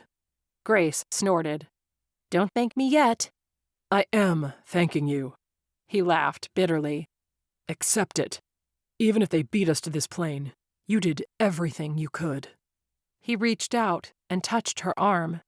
So, thank you, Grace. She turned and smiled. You're welcome. As she resumed walking, Wade followed closely behind, finally working up the courage to ask, When we're back home, maybe I can buy you a drink sometime? He felt an inexplicable flutter in his chest.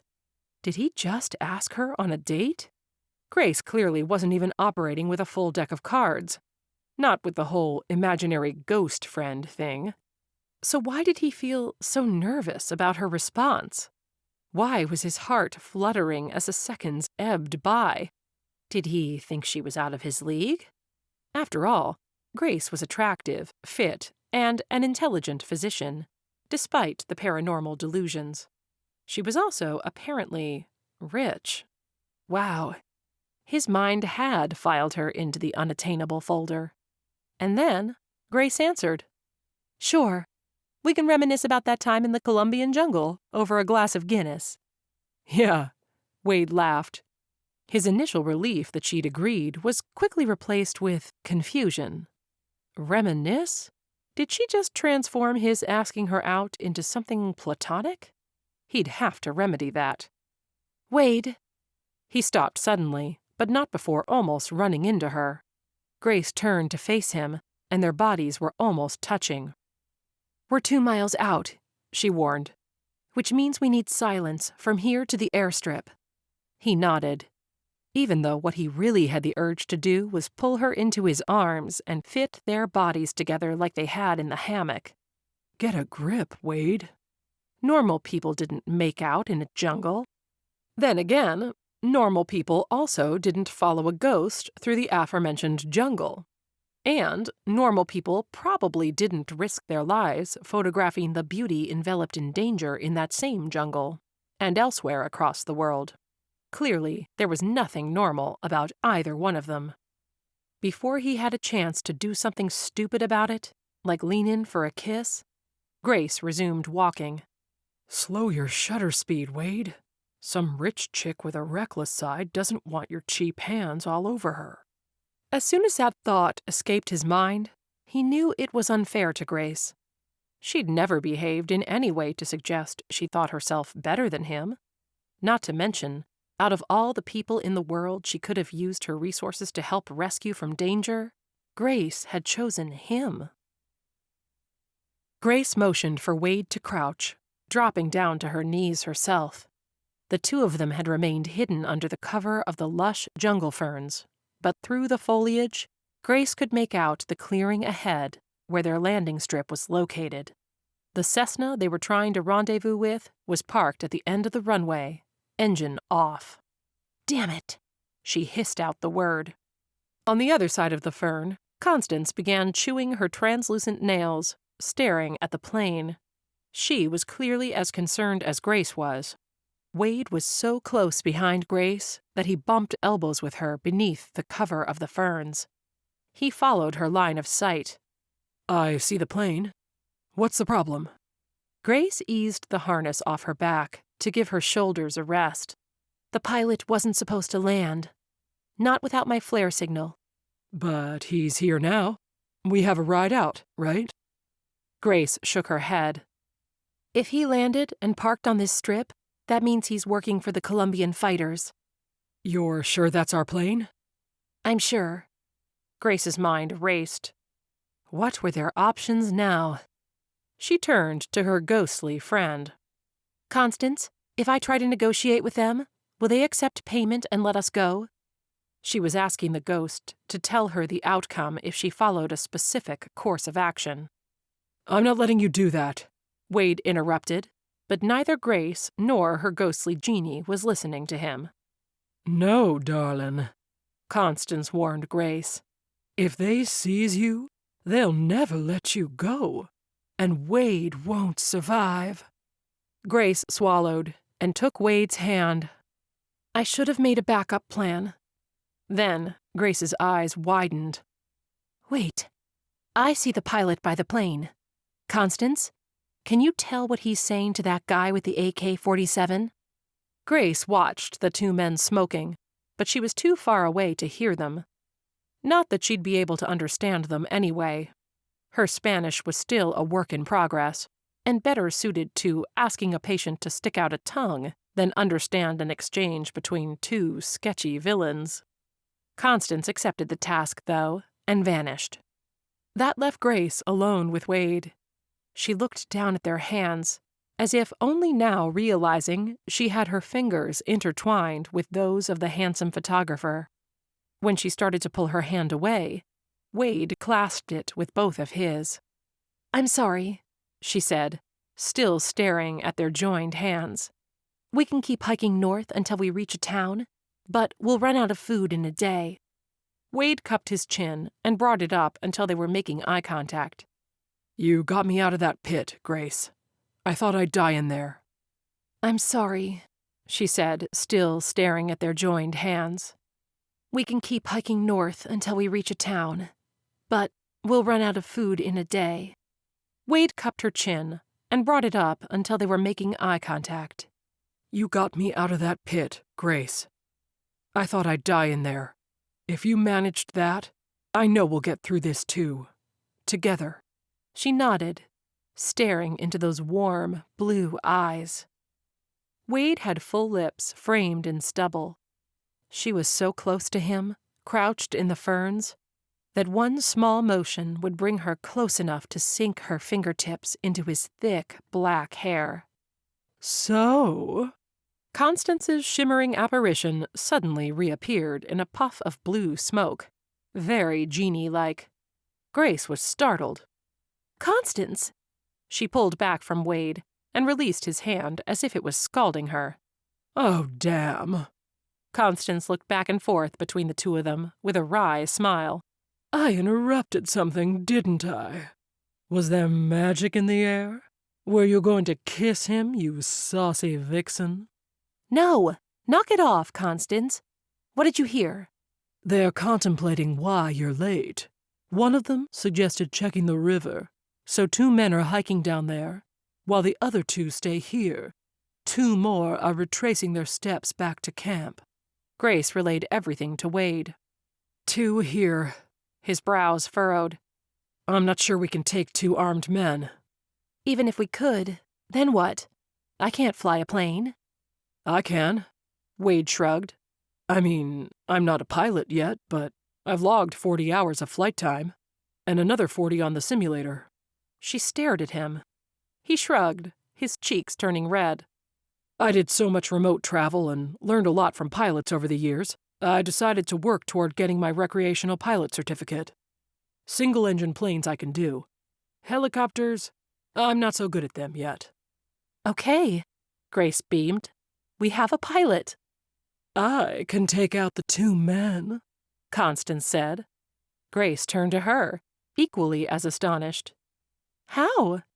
You know I was responsible for the plague of locusts in Capua in 203 BC. She paused. Well, not directly responsible. The swarm was coming anyway. My gene magic merely directed it where it should go. You're going to distract them with bugs? Grace asked. Something like that. Move closer to the plane, darling. And on my signal, get to it and take off. Okay. Grace's voice dripped with skepticism. It has to be a long enough distraction for us to start the plane and take off. Darling, I never underdeliver. Chapter 6. Grace turned to Wade and held up her index finger. 1 moment. I'll be right back. As she walked several steps away from him, Constance followed. Grace turned to the Genie as she hovered alongside her in a cloud of blue smoke. Listen, she told Constance. I appreciate that you feel like you have to fix everything, but when my wishes went south, it was on me. Grace set a fast pace, trying to piece together her thoughts into something cohesive but not hurtful. Your abilities have limits, Constance, she warned. I'm not faulting you for that. I'm the imbecile that jumped out of a plane over Colombia. She clasped her hands together. What I'm trying to say is, you could make things a lot worse than they already are. Constance scowled. Grace kept on, ignoring the disapproving glare.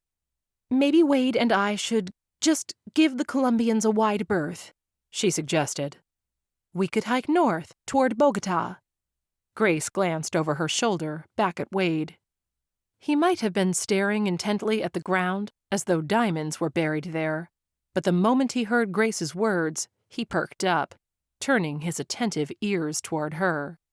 Constance's reaction wasn't quite so copacetic. Make things worse? Constance glowered, rising to her full, rather masculine height. Grace cringed, not out of fear, but out of recognition that she'd just deeply upset her ghostly friend. Is that what I do? Constance boomed. I make things worse? Now hang on. Grace's defensive temper flared, but she kept her voice a harsh whisper to avoid giving their presence away to the 2 nearby armed Colombians. Constance could roar at the top of a mountain. Only Grace would hear her. Grace herself, though, couldn't risk speaking too loudly. I don't blame you, Grace whispered heatedly. I'm merely suggesting that sometimes things don't turn out the way you predicted they would, and we need this escape to be a successful one. Our lives depend on it. Constance scoffed. All of my predictions, my guiding your future, have been spot on. You wanted love? I gave you love. You wanted money? I provided it. She rolled her heavily lashed eyes. I never underdelivered, darling. Remember? Tiglath-Pileser, king of Assyria, wanted a professional army, and I delivered. The Maharaja, Shivaji Bhosle, wanted an empire, and yup, I provided that too. Her face hardened. Whatever disaster ensued from some cascade of events later down the line, love lost, lives lost, famines, plagues, pestilence, well, They're your own damn faults. Grace clenched her fists. Thank you, Constance, she seethed through gritted teeth. I'm well aware my choices are my own, and that they've ultimately led me to this moment. Grace blinked away angry tears. Money without love. Possible captivity without end. She turned away, unable to look at Constance any more. If Constance was remorseful, she didn't show it. Instead, she seethed. Oh, don't worry, darling. I'll get you out of this mess. But then, you won't have to worry about my interference any more. With that, Constance abruptly vanished. Grace sat dejectedly on an exposed rock with a view of the plain right in front of her, waiting impatiently for Constance's signal. Her stomach was roiling, but only part of that was from nerves. The worst of it was feeling like she'd ruined her friendship with Constance. Whatever Constance's distraction turned out to be, she and Wade would have to make a mad dash for the plane as soon as it started. Grace needed to stay alert. She couldn't afford to be distracted. But how couldn't she be distracted after her exchange with her friend? Wade sat beside Grace, keeping his voice low. They might shoot at us, he warned. Yeah, they might. Grace nodded. But only until we're near the plane. I don't think they'd risk firing at it. She twisted her hands together. She'd never been shot at, which she assumed was the reason Wade had mentioned it, to mentally prepare her. Grace had never been near weapons in perilous situations during which she was delivering medical care. Although danger had been present on several of her adventures, she'd never been the specific target of bullets zipping around her before, and she wasn't all that keen on starting now. Have you been shot at before? Grace asked Wade. He sat beside her on the small rock and took her hands in his. I've been in war zones before, where bullets and bombs were real threats. But I've only been directly shot at once. He shifted on the rock. We were taking aerial photos in Afghanistan, and insurgents shot down our helicopter. It was rough, but I survived with the help of the soldiers I was with. Until I got thrown into that pit, that helicopter landing was the most terrified I've ever been. Wade then turned to face her, leaning in to cup Grace's chin with his warm, calloused hand. If they fire, he murmured, looking deep into her eyes. Just keep your focus on the objective. Get to the plane, no matter what. Get to the plane. I'll be right by your side. She looked into Wade's soft, azure eyes, and, for a moment, she felt transported to a shore, as if gazing at a tranquil ocean. His hand on her chin slipped around to the back of her neck. She smiled weakly. So much for my grand rescue. You came for me, Grace. You risked your life to traipse through the jungle and pull me out of that pit. I don't care that it was some bizarre third wish from a spirit only you can see and hear. You came for me, and I'm damn grateful you did. Grace leaned closer, closing the gap between her mouth and his succulent lips. Finally, he kissed her, and as their lips met, she fully accepted his mouth against hers, feeling his firm fingers pressed into her scalp, holding her in place as he deepened the kiss. She felt transformed in that moment, as if she wasn't in the Colombian jungle at all, but on a secluded romantic getaway with a charming and handsome man, who, oh boy, knew how to kiss. When they finally broke away, Wade smiled at Grace with a look of sweet intoxication on his face. Gringos, escúchame. Levanta tus manos. Grace's blood turned from liquid, steamy lava to frigid ice so fast it felt like it congealed in her veins. Spinning around, she found herself staring down the barrel of an AK-47 as two Colombian guerrilla fighters, dressed head to toe in camouflage clothing, glared murderously at her and Wade. Levanta tus manos. Okay. Wade slowly raised his hands. Grace followed suit, glancing around desperately for Constance. The men had snuck up on them so quietly that neither she nor Wade had heard a thing, and Grace hadn't gotten any warning from her spirit friend. She could only hope that meant Constance was preoccupied, scheming her plan, and hadn't just abandoned them. Constance absorbed her surroundings. Somewhere deep in the interconnected, biological machinery of the jungle, from a raindrop to a ruffle of branches as a red-tailed squirrel leaped from tree to tree, to the fall of a petal on the dirt floor, lay the specific path to enact her plan. If a butterfly flaps its wings in the Caribbean, doesn't it lead to a hurricane in Japan 3 weeks later? Constance wasn't sure about the chaos theory, but she was intimately familiar with cause and effect. She didn't have 3 weeks to wait, though, so she needed more than an airborne butterfly. Constance clicked her long fingernails together, closing her eyes to focus. Cause and effect. When she opened her eyes again, the infinite possibilities fanned out before her in luminous colors, millions of threads linking countless actions and reactions. Wahaduha. She found the one path she needed. Constance floated toward an arrangement of rocks, cascading with dripping water.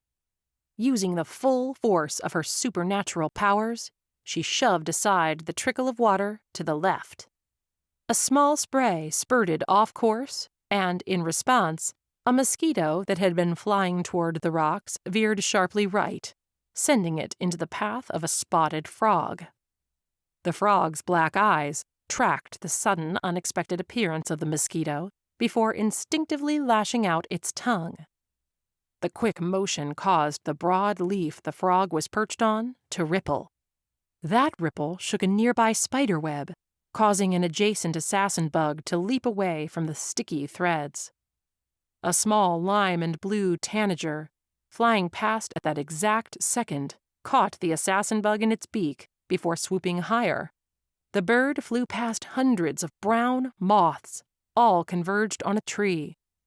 The moths were startled and instantly took flight at the appearance of the fast-moving predator.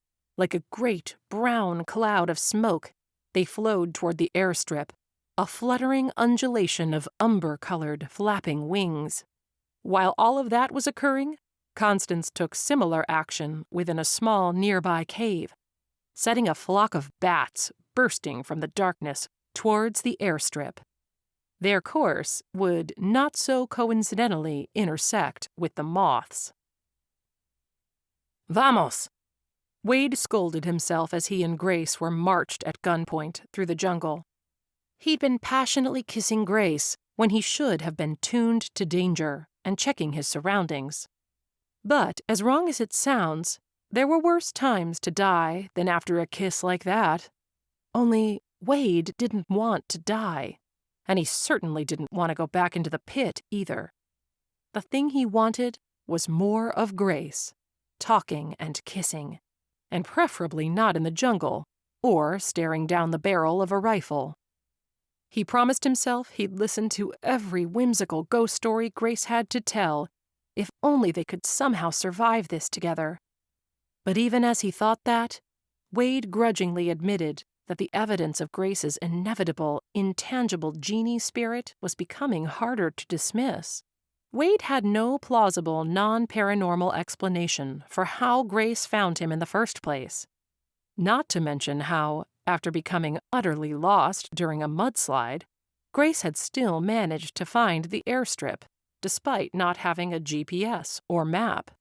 The two of them had been waiting on that rock to see what type of supernatural distraction this so-called Constance would conjure. Wade now promised himself that if this Genie actually got them out of their current predicament, he'd be transformed from cynical skeptic to wholehearted believer.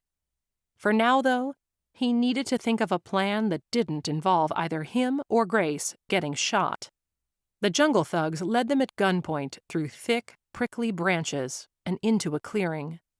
Before them stretched the airstrip, at the end of which squatted the white and blue single-engine Cessna 172 Skyhawk that Grace had been planning for them to escape aboard.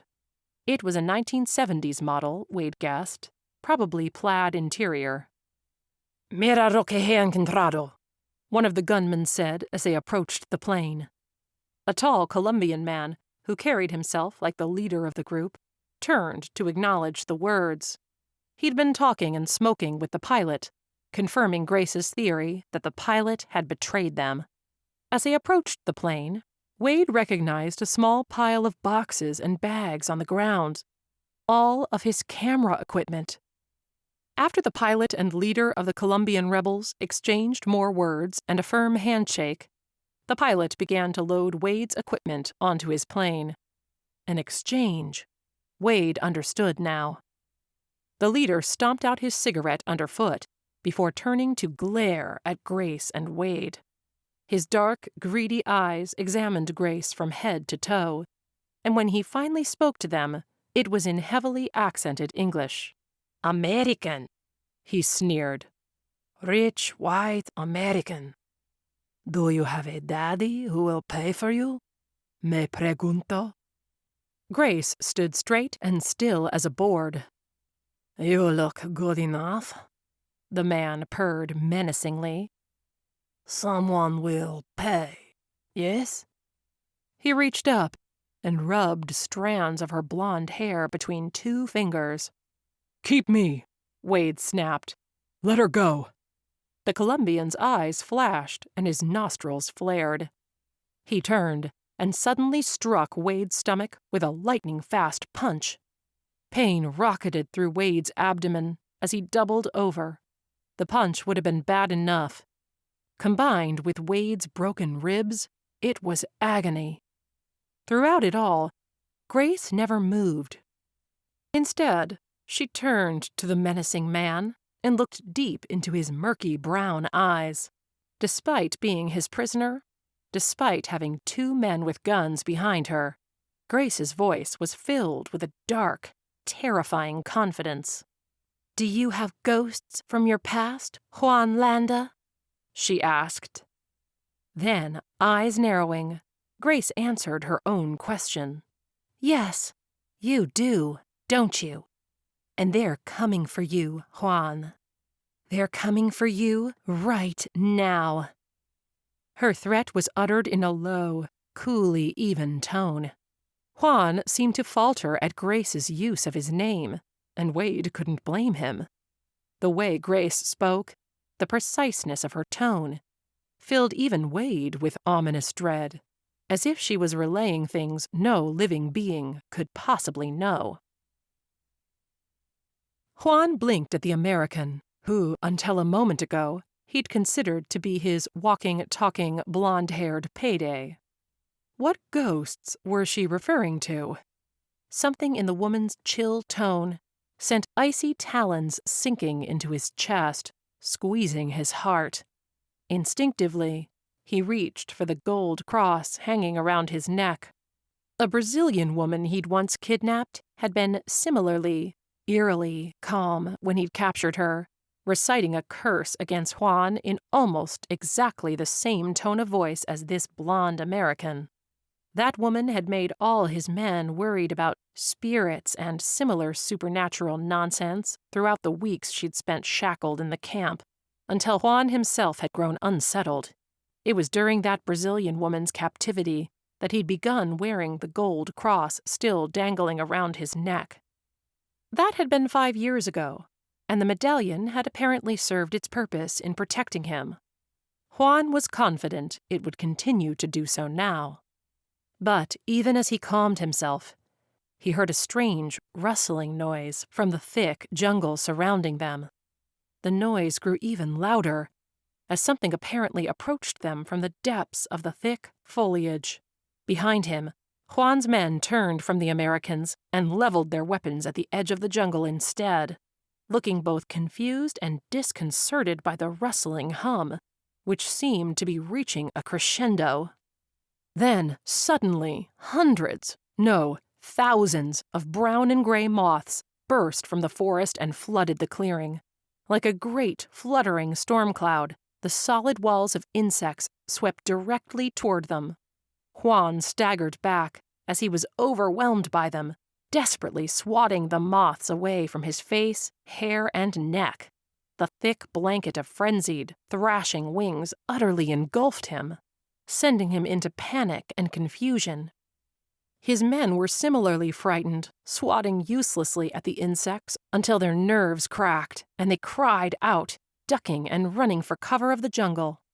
The pilot, meanwhile, who'd been picking up the last of the Americans' camera equipment, clutched the bag to his chest and ran desperately for the plane in a haphazard zigzag. This is absurd. Even as Juan's heart pounded in his chest, he convinced himself that this rogue swarm of insects would pass momentarily if everyone just kept their wits about them. The chaos escalated as 100 bats swooped from the sky, seemingly from nowhere. The swarm of bats speared through the cloud of moths, devouring them and sending the hysterical storm of insects into even more dizzying circles. Juan's men ran deeper into the jungle, shrieking. He wheeled around as the cloud of insects began to dissipate, but he didn't see his captives anywhere. They'd vanished in the confusion, like ghosts, or as if they'd been transformed into moths themselves. For a moment, Juan stood firm, and then, heart threatening to burst, the guerrilla leader followed his men into the jungle, fleeing the swarms of insects and flapping bats. Chapter 7. Grace darted across the clearing with Wade, heading to the plain and dodging the battle royale being fought all around them by the swarm of moths and bats. As she ran, a rippling blue form shimmered into coalescence alongside her. "Thank you," Grace panted at the familiar spirit, now gliding along beside her. "It's nice to know I still have my mojo." That she had. But how had Constance managed such a feat? Well, Grace had heard the Genie claim to have turned the tide for great rulers once upon a time, when she'd been the formidable Djinn Constantine. She'd also learned, much to Constance's chagrin, that as a ghost she'd never been written into the textbooks or recognized for the pivotal role she'd played. Grace recognized that role now, since Constance's distraction had let her and Wade reach the other side of the clearing, and the plane. The door of the Cessna hung open, abandoned by the pilot midway through loading his loot. Wade hoisted Grace into the small plane. When she turned back to offer her hand and pull him in after her, she caught sight of the pilot coming into view, running desperately toward the plane. "Look out!" Grace cried. Wade spun, dodging the pilot's fist as he launched himself at the pilot. Wade swung his own punch in retaliation, which landed solidly on the pilot's jaw. The Colombian stumbled backward, and then Wade was on him with another 2 punches. After the second blow, the pilot crumpled to the ground and stayed there. Wade turned and hauled himself inside the plane. Grace yanked the door shut as Wade slithered out of the straps of the backpack and squeezed himself into the pilot's seat. Grace wanted to ask Wade where he'd learned to fight, but she suspected he'd acquired those skills during his days on photo shoots with soldiers in active war zones. Behind the yoke, Wade was flipping levers and checking gauges. Grace quietly took off her harness and climbed into the co-pilot's chair, careful not to disrupt Wade's concentration. Constance shimmered into being and stuck her head between the seats. "I took care of the distraction," she purred. "The rest is now up to your man Wade. Bats and bugs are one thing, but airborne contraptions are beyond my scope."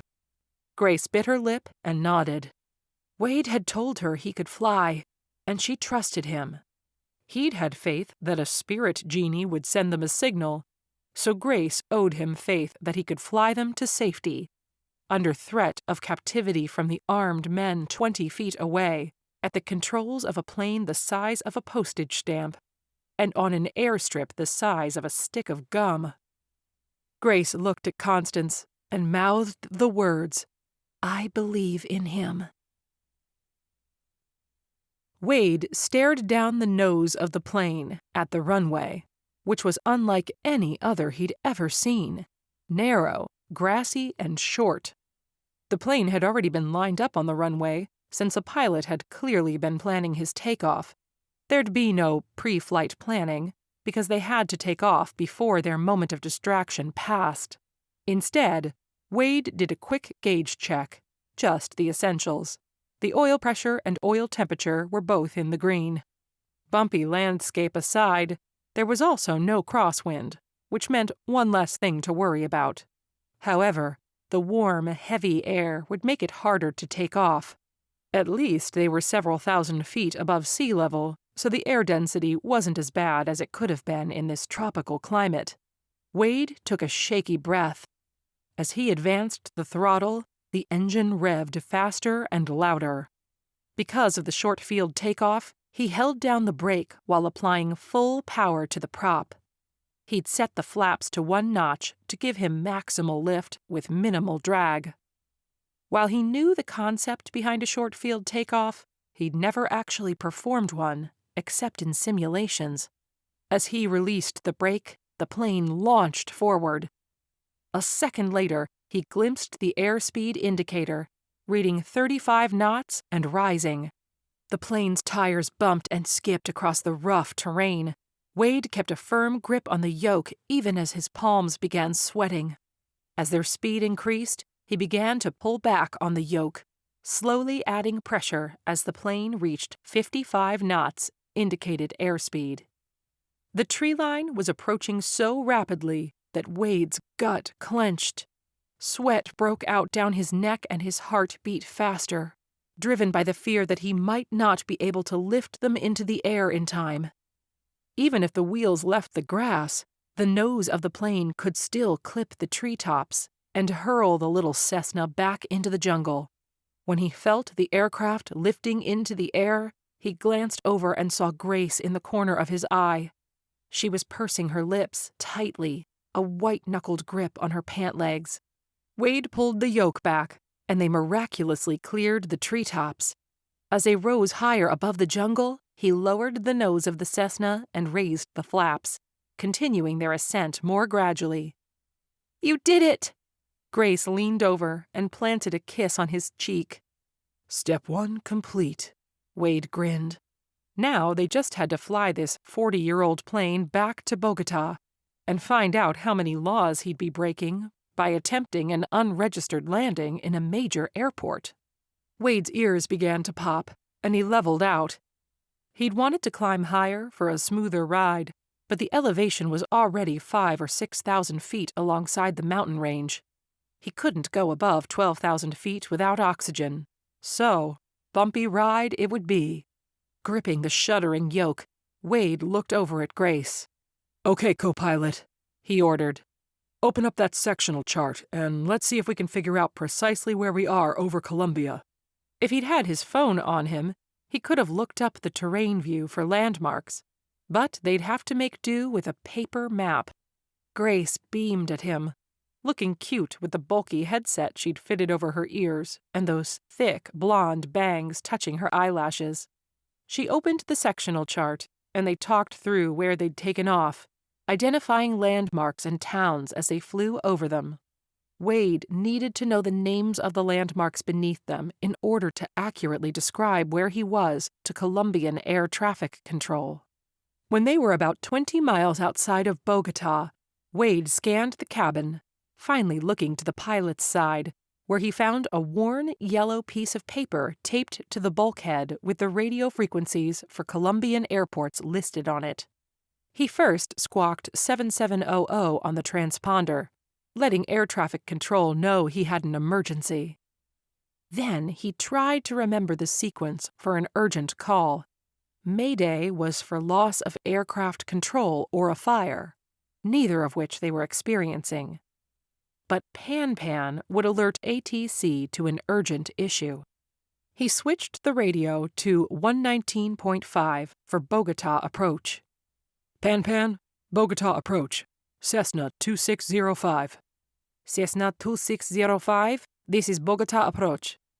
The accent was thick, but Wade felt grateful the global language of air traffic controllers was English. Cessna 2605. Cessna 172, south over Chipque at 10,000 MSL. Cessna 2605. Proceed Parque Metropolitan Simon Bolivar, maintain 10,000. Expect right traffic runway 5. Wade glanced at the sectional chart that Grace had spread out for him, taking note of the layout of Bogota. The park, named for El Libertador, Simón Bolívar, would be a good landmark for him to follow. He'd be able to spot the large lake there as they flew over the city. Cessna 2605. Contact El Dorado Tower 118.25. Wade went through the motions of switching frequencies to 118.25 and contacting the tower. He repeated the Pan call, and the tower controller directed him to an open runway. Grace remained quiet and observant throughout all this, which enabled Wade to fully concentrate on flying and landing. The landing was a little bumpy, but they stayed in one piece as the wheels of the Cessna made contact with the tarmac. Once safely on the ground, Wade taxied the Cessna as instructed by ground control to where 2 white and green police cars awaited them. Chapter 8. Grace sat in the interrogation room, feeling stiff and tired. She'd relayed her story to the authorities multiple times, obviously omitting Constance's role. Her ghostly friend had disappeared during the flight and hadn't yet returned. Perhaps she wasn't going to. Was this the end? 3 wishes had been granted, so perhaps now her Genie had vanished, never to reappear. If that was the case, Grace would have quite the adjustment to make, since she'd become accustomed to seeing Constance's translucent form, adorned in blue eyeshadow and wearing blue harem pants, at least once a week for the last 10 years. They'd been friends who'd parted on bad terms, which sucked. Grace thought of the lamp that remained in her backpack. The Colombian police had seized her backpack on the tarmac when they'd hauled her and Wade in for questioning. Would she even get it back? The radius of the Genie's presence spanned a good 50 miles, but Constance was still intangibly bound to that tangible object. And what of Wade? Was he being questioned somewhere too? Were the authorities comparing her stories to his to see if they lined up? Grace and Wade would both describe events that mostly aligned, at least once they'd met up with each other. The exception, though, was why she'd come to Colombia in the first place. Grace had given a rather poor explanation to the police. Something about seeking adventure and just happening upon Wade. Perhaps he'd be vague about that part as well. He'd have to be, given how coincidental it all sounded. Except that there was nothing coincidental in their meeting. Constance had foreseen it all. Had she foreseen their kiss in the jungle, too?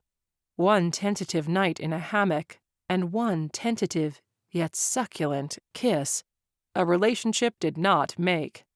Both moments were so brief, so hesitant, and yet so applicable to a single moment in time that surely they promised nothing more. Grace couldn't fault Wade if he wanted to distance himself from her, an apparently eccentric millionaire who talked to a ghost. That's a glum look for someone who survived the jungle. Grace lifted her head when she heard the familiar voice. Constance reappeared in a haze of blue smoke. Constance! Grace felt relieved, but then she looked nervously around the small room. Are the cameras on? No. Grace stood up and stretched. Thank you for getting us out of the jungle. I'm sorry I ever doubted you. Grace wanted to ask for ideas on how to get out of the custody of the Colombian National Police Force, where she'd been trapped for several hours. However, she knew she'd used all 3 of her wishes. Had she used up her friendship, too? In about 5 minutes you'll be released, with all of your belongings. Constance's tone was full of boastful smugness. "Oh?" Grace raised an eyebrow. "How did you manage that?" It turns out the mayor of Bogota can see ghosts, too. It took me over 2 hours to find someone in the government hierarchy with the gift. I tried the operate directorate of the police first, then 2 military generals, a brigadier general, a captain, the president, and a special forces commando to no avail. Anyway, I might have invoked the fear of wrathful spirits to do it, but I convinced the mayor to expedite your release. Of course, he had to speak with the police and confirm your background check first. Wow. What about Wade? He'll be released as well, especially since I implied you two were a couple. Okay. Oh, and I might have also promised you'd take the mayor and his niece to a Yankees game next time he's visiting her. She's studying at NYU. Constance widened her thickly lashed eyes. I suggest you splurge for the legend seats. I'll be sure to do that. The spirit's form rippled and started to grow more and more transparent. She was fading away. "Wait," Grace called before the genie vanished entirely. "Are you and I okay?" Constance smiled and waved a dismissive hand. Of course, darling. Life's too short to spend time in a state of anger. Grace gulped. "Is this goodbye? Will I see you again?" Is that a wish? Constance waggled her eyebrows. Because I hate to remind you, darling, but you're out of wishes. "It's me," Grace replied, blinking her glistening eyes. "Just wanting to see my friend again." Well, Constance sniffed, I suppose I have forever to find my next victim, a wish-maker. But you only have a finite time with me, what with how short life is and all. Her lips curled. I imagine I could grace you with my presence a little while longer. Juan's temper burned through him like a hot flare. So hot he wondered if smoke was swirling from his ears, the same way it swirled from the cigarette clenched between his fingers. He drove north on Nacional Route 45 toward Bogota, replaying the insane events of earlier that day over and over in his mind.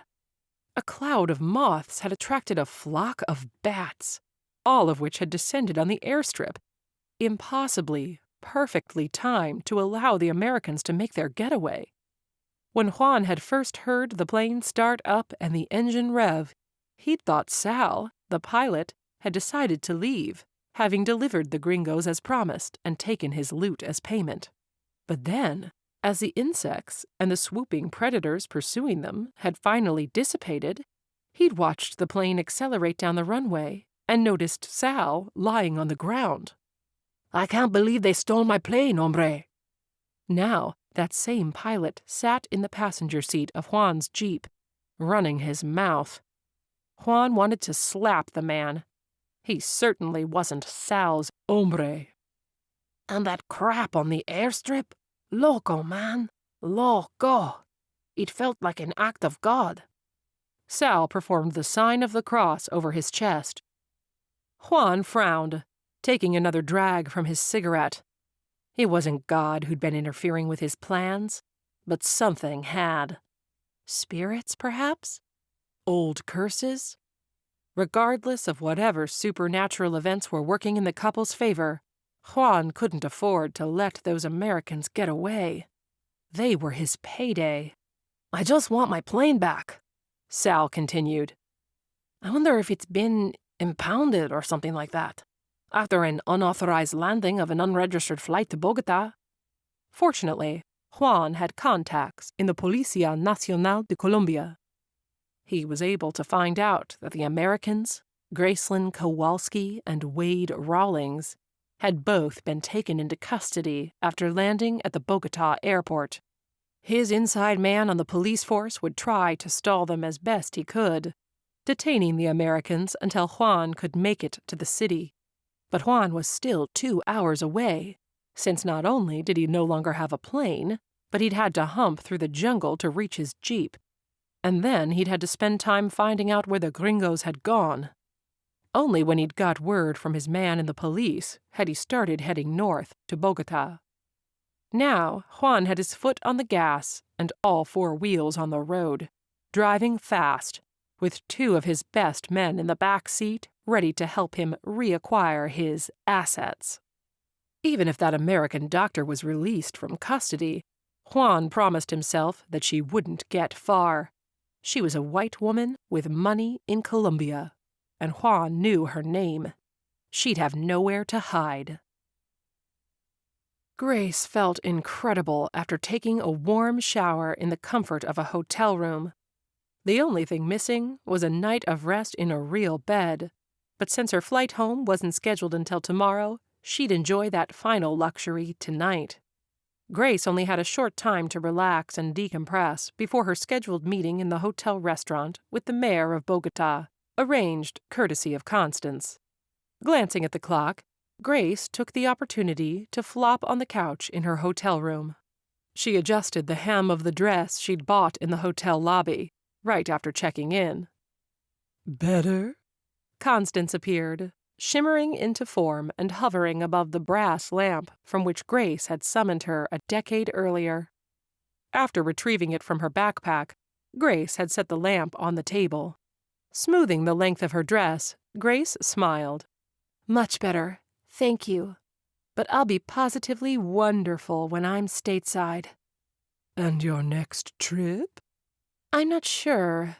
Grace eyed Constance. "I'm a little afraid to ask you for ideas." As you should be," the genie mused. "Why? What are you scheming?" Constance crossed her arms and changed the subject. "Why'd you run away from Wade?" Grace lifted her eyes, staring up at the ceiling. "I didn't run away from Wade. I was released from custody before him." "You could have waited for him. It's like you're determined to unravel all my hard matchmaking." "I slipped him a note." "A note? Have a safe trip. Look me up if you're ever in New York. You call that a note?" Constance scoffed. "Yes," Grace defended herself. "If he wants to see me again, he can look me up." "That's the absolute worst invitation in the history of invitations. You might as well have written, 'Thanks for the memories.'" Grace, no longer having to restrain herself for fear of discovery by gun-toting guerrillas, raised her voice at the genie. "I don't want him to feel obligated to see me just because of everything we've gone through together." "Because you saved his life?" "You saved his life. I was just the tangible matter to your will." "We saved him." "Yes, fine. But I don't want an obligatory relationship because we saved him." Grace sat up sharply and gently rubbed her temples. "So you're hiding from him?" "I'm not hiding." Constance sighed, as if she were summoning the strength of a saint to endure this conversation. She picked at her long, azure, sparkling nails before smoothing her fingers over her heavily penciled eyebrows. "Liar, liar." "I'm going to dinner." With a huff, Grace slipped on her shoes, snatched up her phone, and retrieved her room keycard. She marched toward the door. Juan parked his Jeep outside the decadent hotel. He'd dropped the pilot off at the airport. During the time it had taken him to drive to Bogota, he'd had his spies in the city get to work locating which hotel a certain Gracelynn Kowalski had checked into. He entered the hotel armed with a concealed 9mm Cordova and chloroform. 2 of his crew accompanied him. Sneaking his prize out of the hotel would pose a risk, but it was far from impossible. The pretty American doctor was small enough to be folded into the trash can of a maid's cart. Beyond keeping her alive, the woman's physical well-being didn't matter very much. Juan and his men knew which floor Kowalski's room was on and took the elevator upward. When the ding sounded, the three of them exited the elevator and stalked menacingly down the corridor towards her room number. As they approached the door, Juan checked the hallway. Empty. One by one, they drew their handguns. When Juan nodded to the man to his right, he stepped forward and brushed a keycard he'd bribed the corrupt receptionist to create for him against the electronic lock. They heard a click, and then Juan exploded into the room, gun raised. "Don't move, or I'll shoot." Chapter 9. Wade had been standing outside the hotel room door, debating if he should knock or not, when he'd heard arguing. A one-sided argument. He smiled. Grace must be arguing with Constance. About him, apparently. Grace had abandoned him back at the police station, leaving nothing but a note.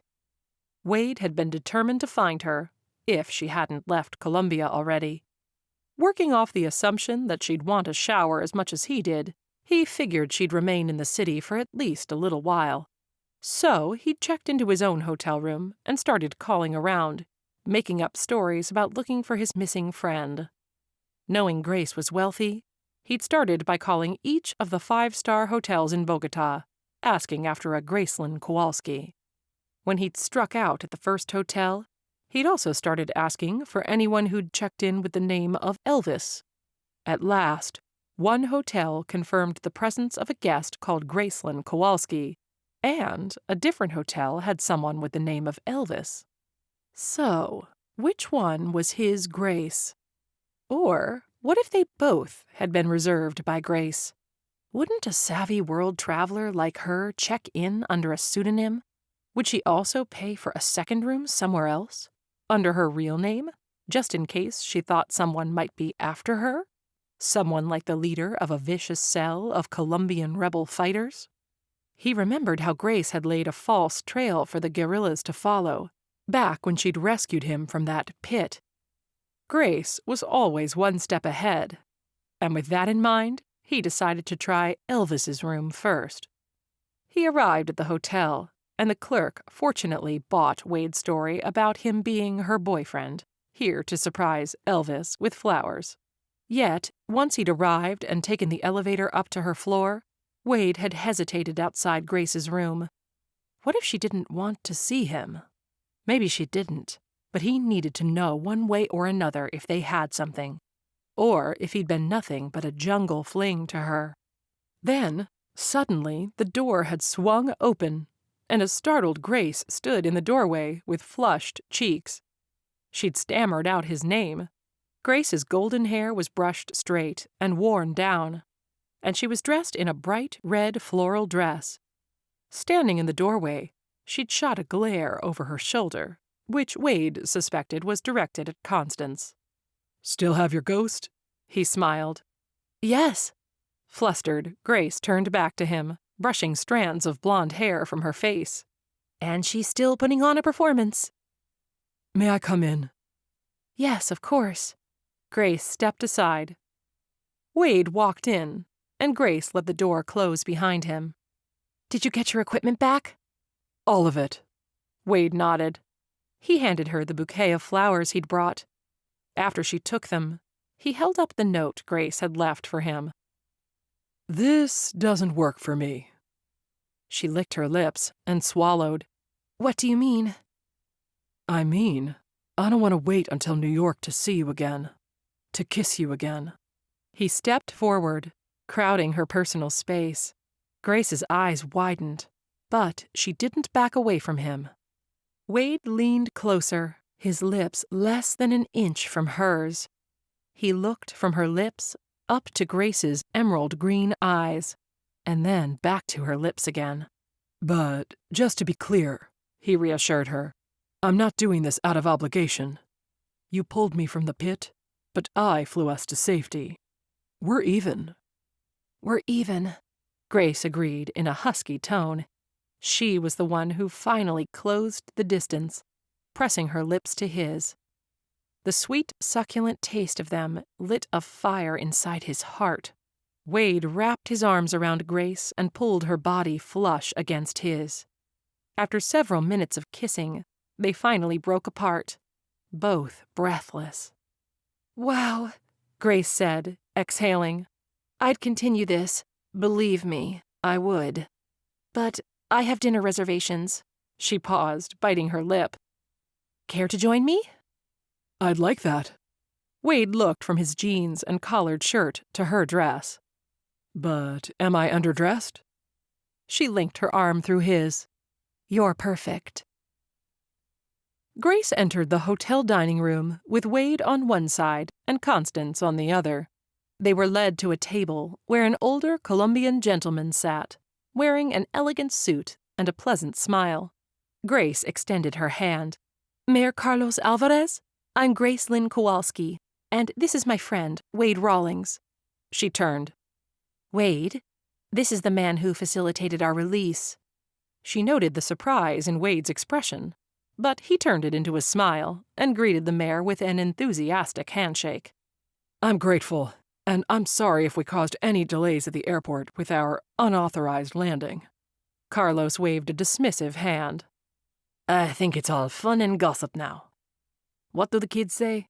It went viral, which I believe means anyone initially put out by the events is now claiming to have been part of them. Wade chuckled. As he pulled out Grace's chair for her, he sat beside her.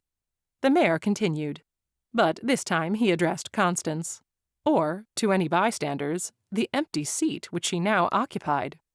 You'll be relieved to know your scheme worked.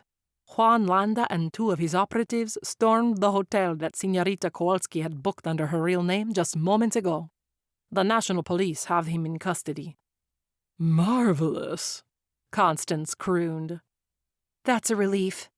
Grace extended her arm and laid her fingers over Wade's hand, where it rested on the table. So, Wade asked, looking back and forth between the mayor and Grace. Do you two know each other? No, Grace explained. Constance introduced herself to the mayor and explained our situation. He then facilitated our release. Oh, so you can see the genie too? Wade asked Carlos. The mayor smiled. Yes, but please, let's not go around spreading rumors that the mayor of Bogota can see and hear ghosts. I wouldn't dream of it. The waiter arrived to take their drink orders. Honestly, I'd love an ice-cold beer, Grace admitted. Then I'd recommend the Montserrat Red Beer, the mayor offered. It's a craft beer made right here in Bogota. Sounds perfect. I'll have the same, said Wade. Make it 3. The mayor grinned. As the waiter left with a nod, Grace turned to Wade. The mayor is going to come to New York next spring for a Yankees game. His niece is at NYU. She paused. Would you like to join us for a baseball game? Wade brightened. I'd like that. Finally. Constance rolled her thickly lashed eyes. She then turned them toward the mayor. Do you have any idea how exhausting it was playing matchmaker to a reluctant bachelorette? She's finally embracing the possibility of a future with this man. Grace pointedly ignored Constance, continuing to speak to Wade, despite her hot cheeks. My treat, she promised Wade. Legend seats. Now you're trying to chase him off by reminding him you're rich, Constance snorted. Grace suppressed an eye roll. She was having beers in a private room in a 5-star hotel with the mayor of Bogota. She didn't need to remind Wade she had money and connections. When the waiter brought them their beers, they each took a long drink. A wise man chooses a woman based on all of her strengths, the mayor commented, licking the foam from his lips. I agree. Wade's words came out hesitantly, since he hadn't heard Constance's part of this conversation. The mayor stood. I know I planned to dine with Señorita Kowalski this evening, but I feel I should leave you two to enjoy dinner alone, and this is my treat.